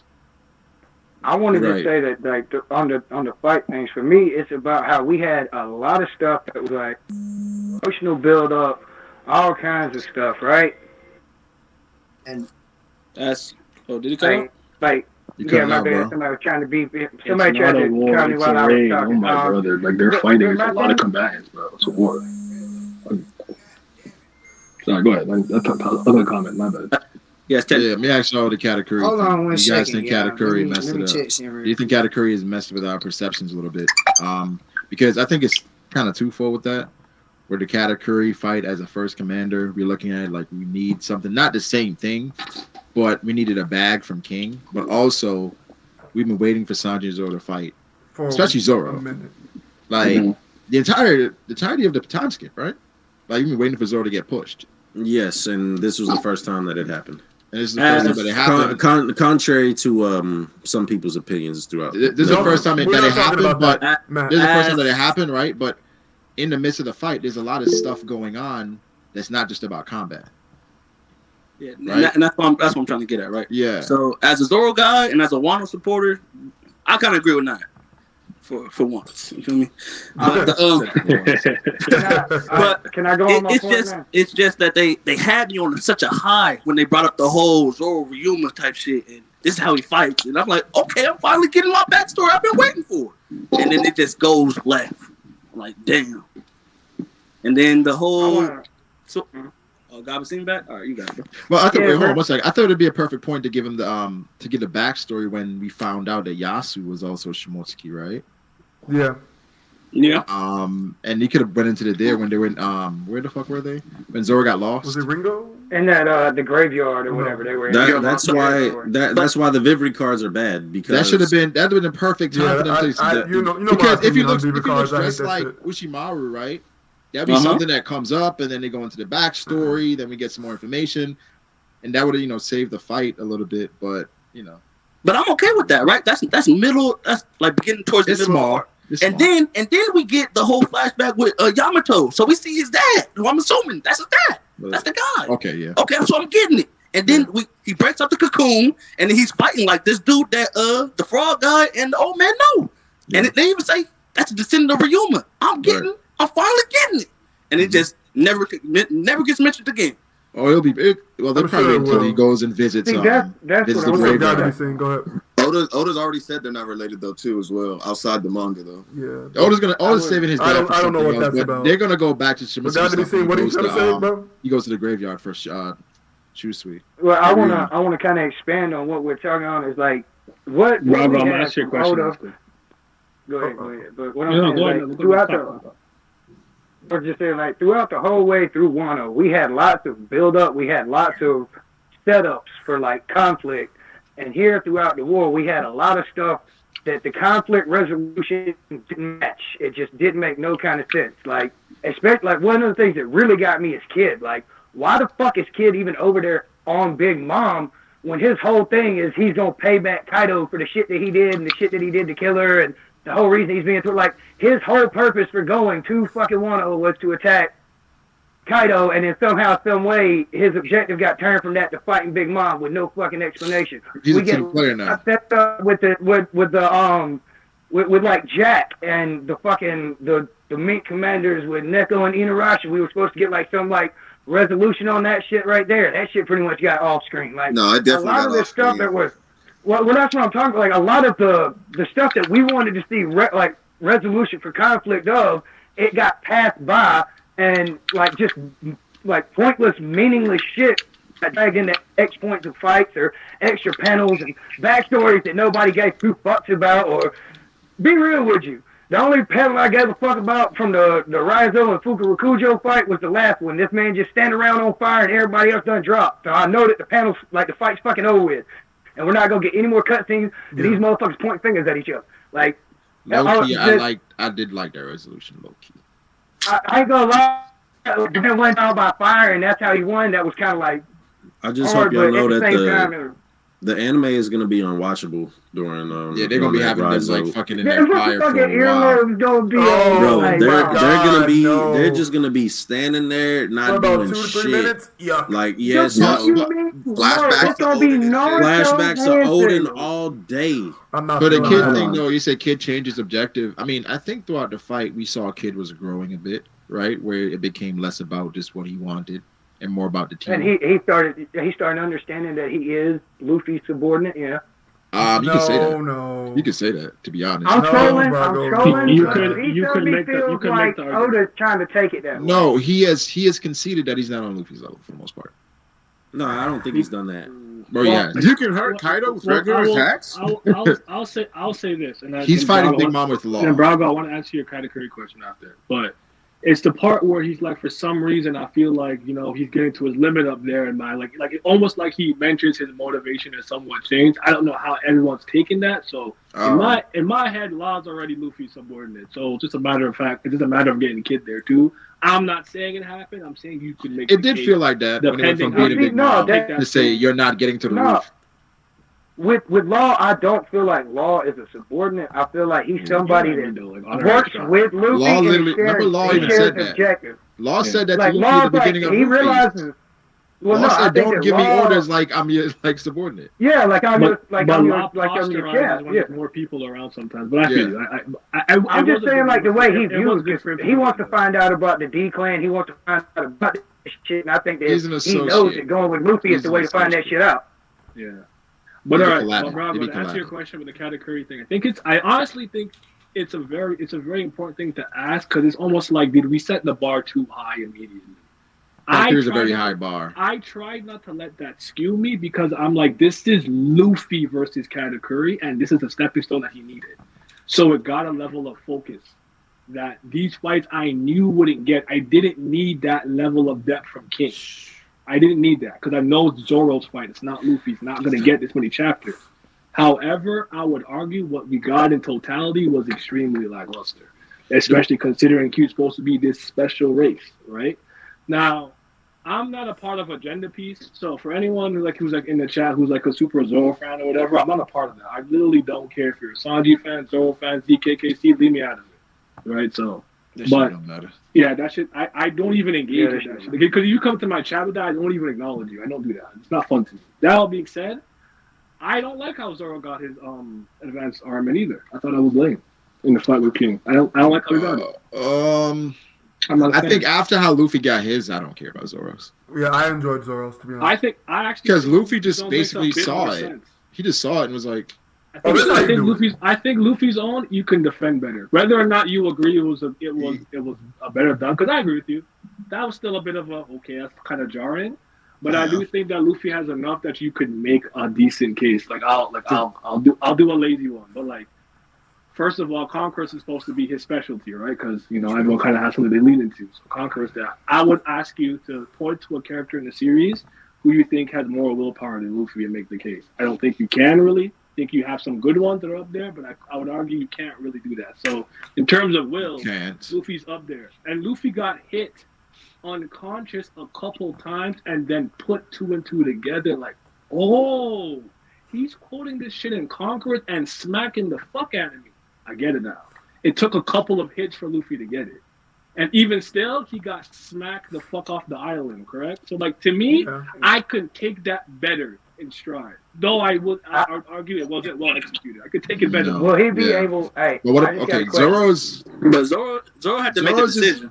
But remember, Zoro's, we kind of got the hint back then with the Ashura thing, right? That Enma was kind of forcing more out of Zoro than he would naturally want to. When he used Dead Man's Farce, yeah. Right? And then Kaido commented about the Conqueror's Haki. The advanced Conquerors, it was a little surprising, right? but it's like jarring. Yeah. But I think it was just like I've been waiting for Zorro to show something like this. I always felt like this was what he should have been showing. So I didn't have much. I don't disagree with that because I'm not. My argument is because I think I'm not saying he doesn't deserve to have it. He shouldn't have it. That's not the execution. The execution. That's what I'm saying. Yeah. I don't like how it went about. But Zorro versus King brain blast Enma moment. I'm like, bro, what is that? Hey, you're talking about Zorro versus King real quick. And the Katakuri thing. I didn't expect the same level of focus that Luffy versus Katakuri got, but I expected something pretty damn close. Because we had not seen Zorro go all out in a fight. I thought there would be a lot of detail with him. I thought it would be. I mean, and we did get eventually some back and forth, but then I felt like just how Zorro defeated King, it felt a little weak for something I've been waiting for a long time. You know, it's like it's a good fight, but like, is it a fucking fight that I expect for Zorro taking down a commander? Where they said after this, the Pirate King is in sight for Luffy. Yeah. It didn't feel like that. It didn't feel like Zorro finally overcoming. Bro, to be honest, we can say that Enma was a huge struggle for him. Yeah. In the middle of the fight. And it took away from just Zorro versus King because it was Zorro versus Enma versus King. Yeah, I'm gonna be honest with you. Like, I felt that Zorro versus Pika got more fucking like focused than Zorro versus King. No, it was just longer because he was fighting. Pika was running away after 58, and he didn't finish the fight until 76. Yeah. It felt longer. So it was just Pika was running away. I'm being for real. Like, every one of the Dressrosa fights felt like they were more they actually felt like fights in and of themselves, even if they were a little contained, compared to the stuff like Wano. It's passing clashes and finishers. The fight that was like, I think for the fight driving, I feel like for One Piece, well, for the fights, I wanted some, like, I think the feeling I wanted was satisfaction, right? Yeah. I felt satisfied after Robin's fight. I enjoyed it. I felt satisfied. I didn't necessarily feel satisfied after Jinbei and Who's Who, right? Because serviceable for me. Serviceable. I didn't know the fight was over. That's up to y'all. Didn't know the fight was over. Sanji versus Queen was not really too satisfied with that. The Tobiropo stuff with Nami and Usopp wasn't really satisfied with that. The Frankie Frankie versus Sasuke wasn't really satisfied with that. It was like, oh, that's cool, I guess. What was it? Neko fought Perospero, and it was. That was weird. I didn't even feel no, right? I was like, that was an odd matchup, but okay. He keeps getting blamed for Pedro's death when he didn't really do shit. Pedro over here trying to find a place to die, and they mad at him. And then Inarashi took down Jack, and it was just like, yeah, but I wanted it to be both of them. Right, like I wanted to be those two guys. I would have liked to at least see it, like or see it, right? Because Jack is probably one of the most underwhelming. Don't worry about that. Don't worry about the Jack. But I think that's the thing with the resolution.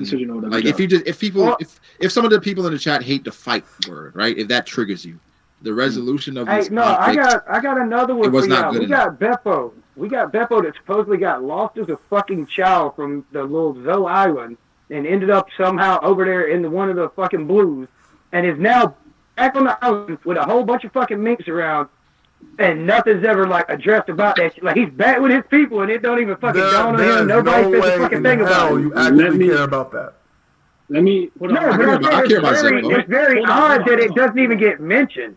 Yeah, I don't think that's a big deal. Nigga, we're in Wanda. We mentioned Mihawk in the Land of Samurai. Like, that's a big deal. I hear you, but Brago, you talk about something that I don't think we speak about enough when we're discussing storytelling, and that is kind of like, this is my best example for me. I love Reborn, but if you ask me if I really, really thought it was this really great story from top to bottom, I had fun. I like it. I like the characters. I had a good time, right? But when I was reading Reborn, this is back on the OneManga.com days. I was in those forums and whatnot, right? And when the One Manga got shut down, we actually moved to a Zeta board called Katekyo Hitman Reboard, and we had like our own little thing there. So I was experiencing the story with like-minded individuals, and me and my friends had all these inside jokes, like Yamamoto running into the wall and shit like that. Like, your experience outside of the literal content is going to play a factor into how you enjoy the story. I always say, obviously, it doesn't change literally what's happening, but it's gonna matter how you experience it. Because I think sometimes we try to downplay, like, I don't give a fuck about the community, blah blah blah. Like, yeah, you're human. Like, it's gonna get to you to some level subconsciously. So when you say, like, I've been waiting years for Zorro to get pushed, I fucking felt that. Because in real life time, it's been over almost a decade, It's been a while. Pushing a decade. And this is what I got. I think that matters. I think me being frustrated by that is a valid frustration. You don't feel that sense of overcoming something other than himself with Enma. But isn't that mostly how Zorro's character was off anyway? What do you mean? Well, no, the whole thing about Zorro isn't it about Zorro, like, he communicates with his sword? Like, we've seen him from East Blue literally talking to his fucking sword. So on some level, he connects with the shit. So I think that. But it's too much. It's too much going on. It's taking away from the actual fight. Right. That resolution with Enma, where I felt like we could have gotten that before the fight, but it happening in the midst of it, it kind of made King feel like an afterthought. Where it's like, all right, this is about Zorro figuring this shit out. Once he figures out Enma, it's over. Where, in a way, because I've been waiting for so long, of course, that's been happening with Zorro, right? Where he figures shit out. Feel that about when what was his name, Kaku or whatever, when they were fighting at the little tower. I mean, we saw the same thing in the Tower of Justice from Sanji and from Zorro, like these little power ups, if you will. But it was because they got them from the drive in the fight and for what they were fighting for. No, that's the thing. It was I think even that fight was cool. It was pretty good, but I still think Zorro vs. Mr. One is better. So do I. Easily. That's the best fight. That's the best fight. That's still the best fight. I'm be real with y'all. That fight has ruined me for life, man. Whoever posted that little fucking panel in the Discord with Mr. One with a yeah. Oh, you my just ruined that fight for me because every time I see that scene, that shit pop in my head. The one that's ruined is Luffy and Ace. Luffy and Ace dapping up. Yeah, that's dangerous. I think it's a good one because of Zorro's frustration. I think he showcased that really good with the artwork itself, without really having any words. You could just tell he was just trying to hit him harder because it wasn't working, and he's just hitting him harder, and it's still not working. And I think this is a lost art happening. And at least I'm not gonna go too far. I'm just gonna say shonen battle manga for the most part. There's too much fucking dialogue, bro. And I love reading. I read everything. But this motherfuckers talking while they attacking in their fucking story through your artistry and your text. I'll take 50-50, but I'm a show don't tell guy. Yeah, it was like I said, the fight overall was good. It's just expectations. I had expectations. I'm sorry. I had high expectations for Zorro and finally getting a fight, defeating the commander. And, it's like when people say that Zorro hasn't been pushed, I'm not too mad at them for saying that. You know what? I'm not mad at him for saying that because, like I said, it felt like Enma was like the issue. Even when you think about his journey as a swordsman, like if you're disappointed about his swordsman journey, I think it's a valid frustration. Yeah, it's just like I said, it was a good fight. It was a good fight, but it's not something that I'm be like, yo, we gotta. Well, I want to ask y'all: do you felt that it was Zorro versus King, or it was Zorro versus Enma while fighting King? I mean, I guess. Yeah, I mean, it kind of was like Draco said. It was Zorro versus King versus Enma. I do like.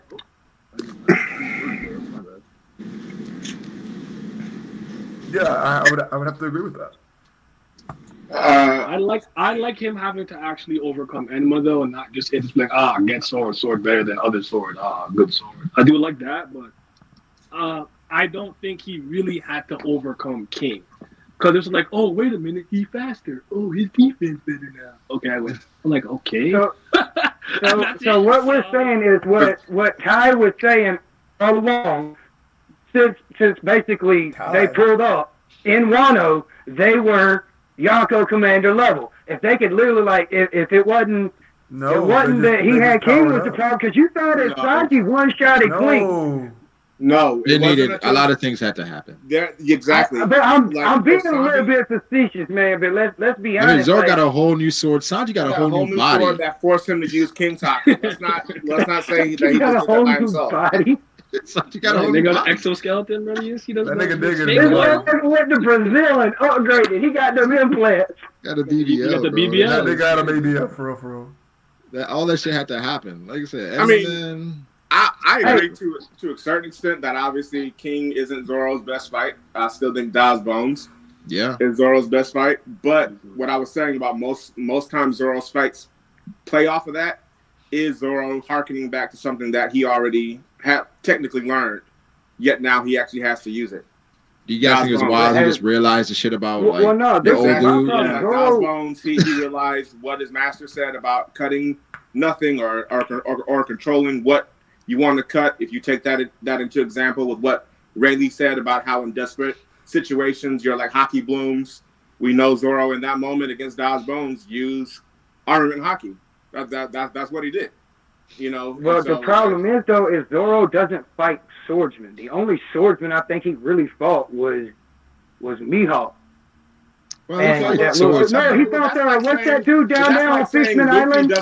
But no. Hold on. Let's be real. He doesn't fight actual swordsmen. Who do we think that's got a black blade outside of Mihawk? What swordsman is pulling up on Zorro that he got worried about? Shiryu? Or do we think Shiryu gonna rely more on his devil fruit that he stole? Well, I don't think that's a Zorro thing. That's what I'm saying. Like, well, what I'm saying is we don't have swordsmen in the series. We don't have swordsmen to compare. So when we talk about Mihawk being the greatest swordsman, you're the greatest of like two motherfuckers. Okay, and Luffy's dream is to be king of the pirates, right? But is he fighting the king of the pirates every time he fights a pirate? No. So it's like that doesn't make the journey. But he's fighting somebody that's fighting him for the title. But I think you guys are both right here. Luffy has fought people. Yeah, honestly, they're both people right. who want the title. Both right. I don't think Zorro needs to literally fight Mihawk all the time. But like, shit can be entertaining without fighting a swordsman. Once that, that's something we don't get to see Zorro. We don't see Zorro's actual sword skills. We basically see Zorro figuring out ways to use his sword to go against people that don't know, to basically look for ways for holes in their defense rather than actually like go skill for skill with somebody. Well, the thing is, we don't see. And this is my issue. We're here in Wano, in the land of fucking swordsmen, and we can't get one fucking sword fight for Zorro. No, here's the thing. I think what's happening is that we don't feel the interest that Zorro has into this world's greatest swordsman title. It feels like he's become just, all right. I mean, it's always been that way. He cares about Luffy's goal more, right? But it seems like his goal is just on the wayside. Where for me, I would like more interest in whenever anybody has a sword. Let me just test myself against them. Like, I've been waiting for Zorro to say to Law, bruh, one time, let's go. Let's see what's up. Law's been doing all this incredible shit. There's no way, like, Law just did all this shit on Wano. Zorro's not going to challenge him. It's not a focus. It's not a part of the story. That's why he was salty about not getting in that little arena with Luffy and Draco. It's not much of a focus as we would like for it to be. You know what I'm saying? All things considered, it doesn't bother me that much. But if this bothers you, I can understand where it's like, bro, who does he fight who's really vying for the same goal as him? You have no real in-time rivals, so to speak. There's nobody else on the same... Beast is second in command. But that was my issue with the Supernova for a while. What's up? I would need somebody else, not on Luffy's level, but somebody that can at least push him other than Black. I was hoping it'd be Kid, but honestly, I was hoping it'd be Kid. It's not Kid.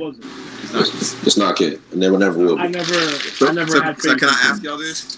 Do y'all think Zoro's done for Wano right now, or is he getting back up? Nah, he's getting back up.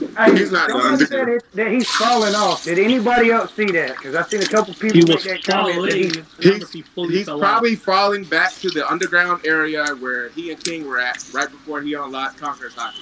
That's probably where he's falling. I was going to say, if he fall off and he land on Big Mom like she a goddamn bouncy castle, I'm dying, bro. I'm dying. Like, passed out Zorro on top of a passed out Big Mom. Ain't neither one of them can do shit but look at each other meme mug. I'm gonna die. That'd be wild. So what's the topic? What are we talking about? So what actually, I think Zorro done. I'm gonna agree. Zorro done. It originally began about how I asked Naya how he felt about Zorro's representation in this fight. No, just the fight itself, like the fight in general, rather. Yeah, I was stoned. Or the fact that we don't see Zorro ever fighting fucking. Wait, brother, ask me what you asked me about Katakuri. Oh yeah. I don't know if I talked about it before though. Brago left. Yeah, Brago left. Yeah, he saw Jay pull up. He saw Jay pull up and got scared. Because I was shit. I said basically he had asked. Yeah, good. Go ahead. So do you think that people are kind of basically disappointed with King because Katakuri was such a he was a hard act to follow, so to speak? Yeah, I mean, I feel like Katakuri really was he set the mark for first commanders, and we all should assume any first commander should at least be as strong as Katakuri. And I think what we're learning now is that Katakuri is actually just an exceptional first commander, and that's how I perceive it. You know, okay. I perceive that Katakuri is the first commander that is good enough to fight someone like Luffy. Do you know what I mean? That's how I see it. I mean, so out of the commanders, he's the one you see that could be a Yonko if he was pushed to that point. Yes. I mean, if he had the ambition, you could argue that. If he wanted to be a Yonko, I feel like he'd be able to achieve it if he wanted to. He has the tool set. He has the uniqueness of abilities, and like his ability is broken. It's a broken ability. You know, as a Yonko, all of them have a broken ability. King doesn't really have a broken ability. He's just he's unique. Natural defense. You know, he has a natural defense, but when it comes to broken ability, he's not really that broken. He's just, he's a very powerful combatant. But Katakuri, his aura is unbeatable. His presence is nobody can beat this nigga. You know? So y'all think that so who is this man's dad? I'm still trying to touch on that because we talk about this man aura, all that shit, man. Who the fuck was Big Mom banging to pop out of Katakuri? Or is that just all Big Mom genetics? Gotta be seen. I gotta say, your thought process is so intriguing to me. I'm like, why conversation? Yeah, because like you went on a tangent that I was not ready to go on. I'll be so intrigued. I'm gonna be real with y'all, bro. I literally smoke so much I forget what day it is sometimes. Because I'm why does that not shock me? Because I ain't got shit else to do, bro. I spent my money. I done went all over the world. I done shot anybody that had an issue. I'm at the house coolers. What the fuck I got a problem with? Jay, I thought the question was interesting because I don't think that I'm as impressed by Katakuri as the overall community is. I don't dislike him or think he's garbage or anything, but I don't. You know how I always say I don't hold I never held the Yonko in the same regard as most people. I saw him a little lower. Yeah. To the point where I always say that if basically I'm in the One Piece world and I read the newspaper and I'm like, oh my god, Big Mom fought Kizaru, no outcome would shock me when lost. Right? So that's my mindset. Yeah. I only ask that because all things considered, I'm not superly impressed with Katakuri. I am, but I'm not in a weird way. Which is a very One Piece thing to say because the way Oda kind of portrays stuff. Because I think he's lacking. I think in a lot of ways he looks like he's lacking in knockout power. The way that Luffy just kept fighting him. I know it's Luffy, and trying to fight him with blunt force trauma, even with Arm and Hockey, is probably the worst way to fight him. And he had Moger and all that stuff. But I was like, bro, you couldn't put him down for real. At no point. Well, hey, hold on. The man did injure himself because their fight got interfered with. So we do not take into the fact that he got different kind of morals and he got them Luffy kind of fucking values, and his dumbass values is what hindered him in that fight. I don't understand that. No, so the thing is, I'm saying if Katakuri hadn't injured himself, he would have put in way more work than Luffy. I don't think that last shot Luffy to the gut would have mattered. I wasn't really talking about that. But I heard that.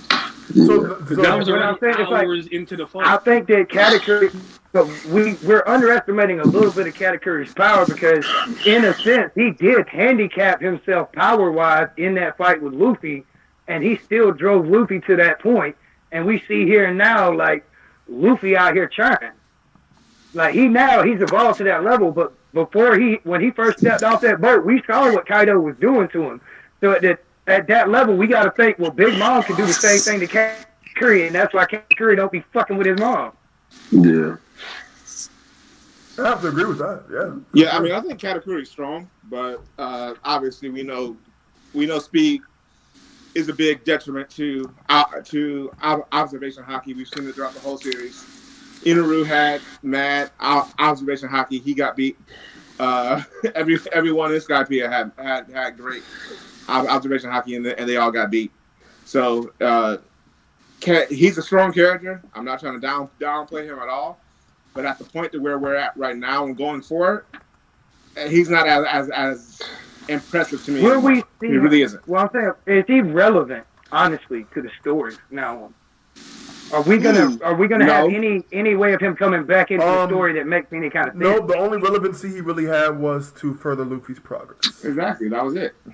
He was a stepping stone. He was a stepping stone. Correct. As was Doflamingo, as was everybody he's beaten up until this point.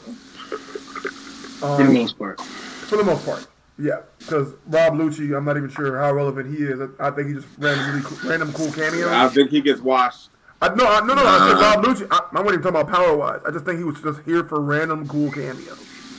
Hey, that did touch on Kaku. Apparently, he still considers him a swordsman. So ain't he one that's supposed to be pulling up? We might get a sword fight from Kaku and Rob Zorro Lucci again. shouldn't be anywhere near Luffy and Zoro. I know, but I'm just saying, to see them pull up with, like, the confidence, like, they pull up like Billy Badass, popping the goddamn collar on the suit, just get their ass mopped up. It'd be fun. Yeah. It'd be worth it. It'd be worth it for the panel space. For sure. Like I said, it's for cameos. It's for something nice to look at for half a pound. Mm-hmm. I don't know, because if you bring in Rob Lucci, if you're bringing characters like Rob Lucci, or how even earlier we were talking about like the character like Smoker, to bring in characters like that back into the story, and you're gonna have them oppose the Straw Hats or whoever, you can't have them being at that same level that they left the story at, because they're not even gonna be relevant now to our characters, because it's like they're gonna be getting beat apart. Like why even bring like a Rob Lucci who couldn't take a Gear 2 Luffy into the story now? Like who wants to see that? Though I believe he's progressed, he is nowhere near Luffy. He's nowhere near Luffy. He's nowhere near Luffy right now. So he's here, like I said, random cameos to beat up on Sai and a Tantata. Hey, what if he's here to just like sneakily steal Robin and run away, just so they have like literally what he's here to do? Probably. Yeah, like he ain't even here to fight as a combatant. Like he pulls up, he uses his observation, realizes he can't really do shit, and he's like, "Yeah, let me just steal this bitch and run." Or do you think that like Lucci gonna be like, okay, all these Straw Hat pirates is injured, let me take advantage of this and try and get them?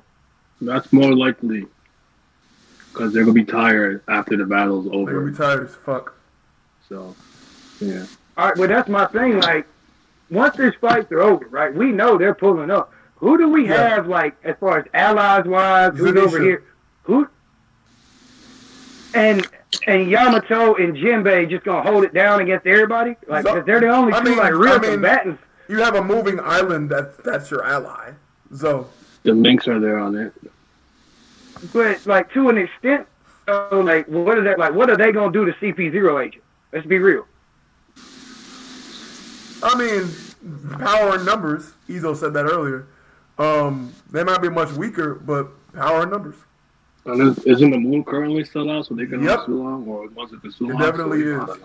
I mean, I hear you. But I don't know. CP0 not scaring me though. I'm gonna be like, they're not moving me. It's the fact that we got beating DS didn't mean anything to me. He sucked. Okay, so we don't think that we have to worry about the Navy or the world government at all after this fight. The people who may come later, I am. I'm just saying, as presently presented, I'm not worried about CP0. I really am not. Yo, JD. I wanted to say Usopp get his guy moment, but I don't think it's gonna come. Yo, JD. Yeah, what's up? So my chat has been, so you haven't been here a few weeks. My chat has been telling me to press you because you've been very, very fraudulent in your past few streams. How so? I want you to explain to me, what have you been saying about this past fight? What fight? Kid-in-law. Oh, the kid's trash? So why is he so inherently trash, even after what you just saw? Well, I can explain it in the ignorant way. I can explain it in the professional way. Can we get the ignorant one first? I kind of want to hear the ignorant way so I can actually. I want the ignorant way. I want to hear how you really talk. I want the middle ground. The professional way. Mix it up. No, because I want to be true to himself. The professional way ain't him. He's a fraud. So I want to see the ignorant. No. I'm not a fraud. The real J be awesome, man. You be honest, it'd be hilarious. He get professional. He start to sound like fucking Roger. No, I would never do that. I just talk normally. That's all. That's it. But. Yeah, I do believe you did go in on the Yonko Go ahead, though, because my opinion on Kid didn't budge. I will outline it. I'll outline this as best as I can. But Kid did not move me at all. I was thoroughly unimpressed. Thoroughly unimpressed with Kid. I mean, his fighting style, I don't like. I like blunt force damage fighters. You know, like people like Luffy and Sanji. They do that, but they make it look good. Kid doesn't make it look good. I don't know what Oda thinks he's doing with Kid, but everything Kid does isn't cool. It's just not raw. And the railgun is cool. Like, that's kind of unique. You know, Repel is cool, sure. You know, but my expectations for Kid were much better than what I saw on screen. I think Law outperformed him. Law outperformed him comprehensively. I don't even think it's close. I remember Law in that fight, and I don't remember Kid in that fight.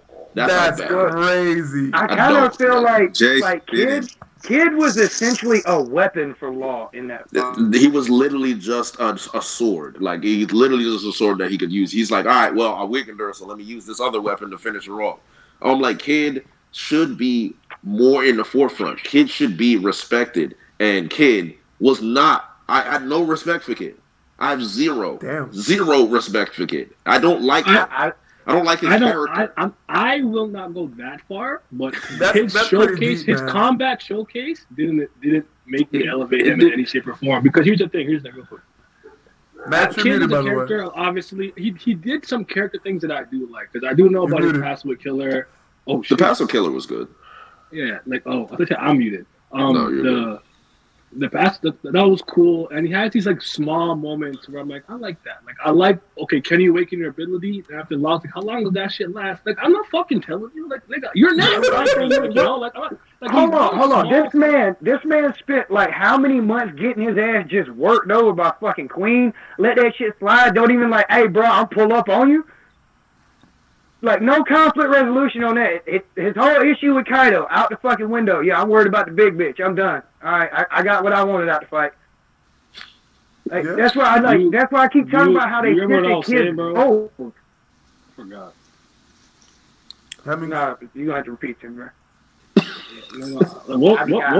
No, literally remind me what I was talking about. No, Hemmings, you were talking. Oh God. I do believe that you were saying how one kid didn't move you, and you thought how his Repel was cool. Oh, okay, yeah. You thought Repel was cool. Things, I'll talk about the positives, okay, right? So he did small things like that, and the only thing that he ended up doing that took that away from me was like, I didn't really like that line you had about like Kaido seems like he's struggling up there. My motivation for this fight has changed, type of thing. That wasn't moving me, but Kid did enough to me where I'm like, you know what? He's keeping his independence as a captain, while also trying to work as a tandem, and I like that. And he was always trying to like command respect and stuff. Like I said earlier, he's a metallic Green Lantern to me. He makes these constructs. That's cool. I actually think it's cool. Like Big Bull, cool. Railgun, cool. Punk Gibson, cool. Y'all don't think Douglas Bullet pretty much ruined got to be saying you have got to let him finish a sentence. One mic, nigga. One mic. This nigga is you have got to let him finish. I just bro. I told you I'd be fuck. I forgot. Yeah, bro, but like, gotta be. This is like strike 5, bro. You guys know how I am. Like, my streak is like, bro, you're talking about this. Don't forget. They don't type it out for me. No, but like, ultimately, big picture takeaway. Oh, fuck, I remember. Okay, so Kid's personality to me is kind of whatever, but he did some small things that I like. So when you have characters like that in the narrative, and where conflict is usually solved by combat, your literal ability showcase is gonna make or break you. And what Kid did wasn't enough, so he just whatever to me. Facts. All right, can't argue with that. The Herald of Kid Man. I'm surprised he didn't have anything to say, but you know what? I'm glad. Well, hey, bro, I'm just letting y'all niggas get y'all shit off, bro. Like, I have nothing to say. I have no horse in this race. Good, stay that way. Y'all niggas got it. Sure. Hey, technically, man, I owe you an apology, bro. I do owe an apology because a couple streams back, I was talking about, man, you was acting like a fraud because you was like, you wasn't behind your mans like that. He is a fraud. And it was because he ain't like doing shit. But Kid did, he put in a little bit of work and proved he was out there doing something, if not, you know, sitting on his ass. He was doing something. So I do apologize for, like, shitting on the fact that you were the man and then tried to hide the fact that he was when he wasn't doing shit. But now he's doing something, bro. I'll give you your props as one of his supporters. Bro, but that's the thing. Kid has been doing shit. He just hasn't been, and this is what I said to y'all niggas back then. Whatever, nigga. He's just not doing what y'all want him to do. Exactly. I have no expectations for Kid, zero like that. Yeah, and that like that's what I'm saying, right? So it's like, okay, cool. Like let's call a spade, right? I hate when you say that. So why do you hate that? Because you think I'm just trying to get you niggas. I'm just trying to get you niggas to once a month at least. Go ahead. No, bro. I'm just trying to get you niggas to understand. Like listen, okay. If you have these crazy expectations for him, then yeah, he probably didn't live up to them.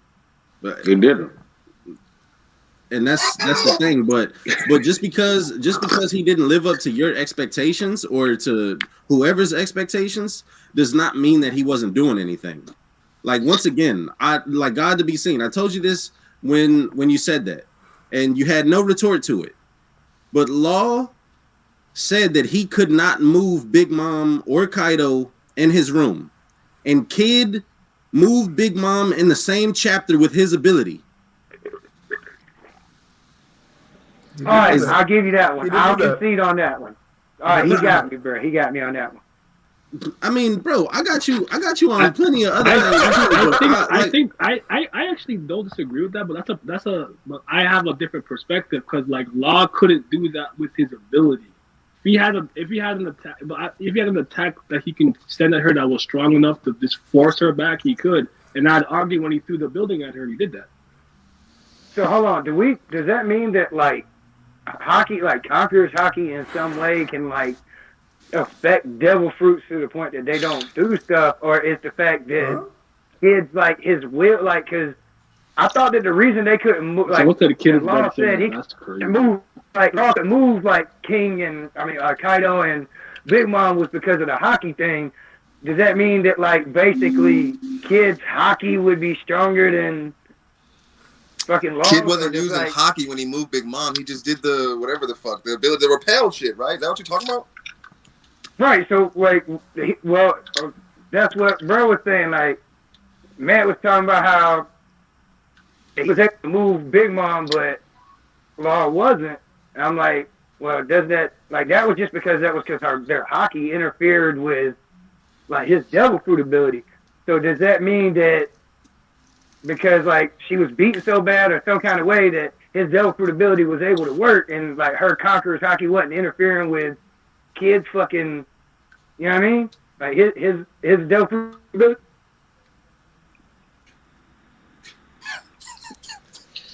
No. You know what I'm saying? This if you saying the man couldn't move him, okay, and I'm saying it's because they're Conqueror's hockey or whatever hockey related had to be, then that means that somehow, some way, either Kid's devil fruit was stronger or he was able to interfere with Big Mom's Conqueror's hockey in a way that Law wasn't.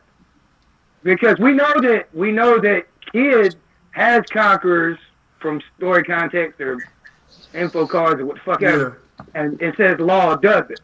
So could it be that the reason that Kid could do that shit and could move Big Mom or could move the Emperor like that was because he had Conquerors too? Like what was it that gave Kid that ability is what I'm trying to figure out. How the fuck was Kid strong? Because Kid got to be stronger in some way. But what the fuck was the thing that made him strong? What Law was doing was using a technique in his room to try to move them.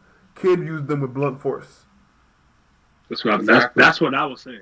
Yeah, to me, it's not the same thing. Okay, so just raw power, strength alone. Well, wait. Kid uses devil fruit.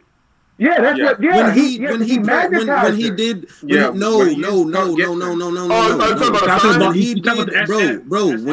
When fucking Big Mom punched Kid. Wait, hang on. When Big Mom punched Kid, it was in the same chapter where Law said that he cannot move Big Mom and Kaido because of their hockey. Big Mom punched Kid, and then he did the repel. You're right. Yeah. Like, bro, what do y'all mean? That's not what I'm talking about though. Like, that's different. I hear what you're saying though, but like that's different. Like, okay, how do I was talking about when he pinned Big Mom to that wall. Because obviously we don't have all the information we need about Conqueror's hockey, but like my understanding that they almost did like a Dragon Ball Ryatsu thing, where it's like if you're just too weak and they have Conqueror's hockey, your ability to some degree may not work on them. And the way Laws is that you're in his room and he can kind of like displace you and do what he wants. Isn't Kid's more physical? And it seems like he's not able to do that. And also, from what we know, he's not a conqueror, right? But Kid put metal around her and then flung her off. I thought that's what happened. Then with the other ones, he's making a big metallic construct and he's ramming it into her, which to me is not the same thing as trying to. Yeah, correct. Let's say that he can like manipulate the iron in your body. I would be like, maybe that wouldn't work on Big Mom, for example. That makes sense. Yep. But all right. I was supposed to go do things today. Matt has made me make the stream much longer than it needed to be. I didn't make you make it longer. Yes, you did. I just asked you to keep going until I got my haircut. Which is making it longer. Hey, I appreciate you just letting me come in and pull up, bro. Anytime I get a chance to stop, this your last time. Enjoy it, man.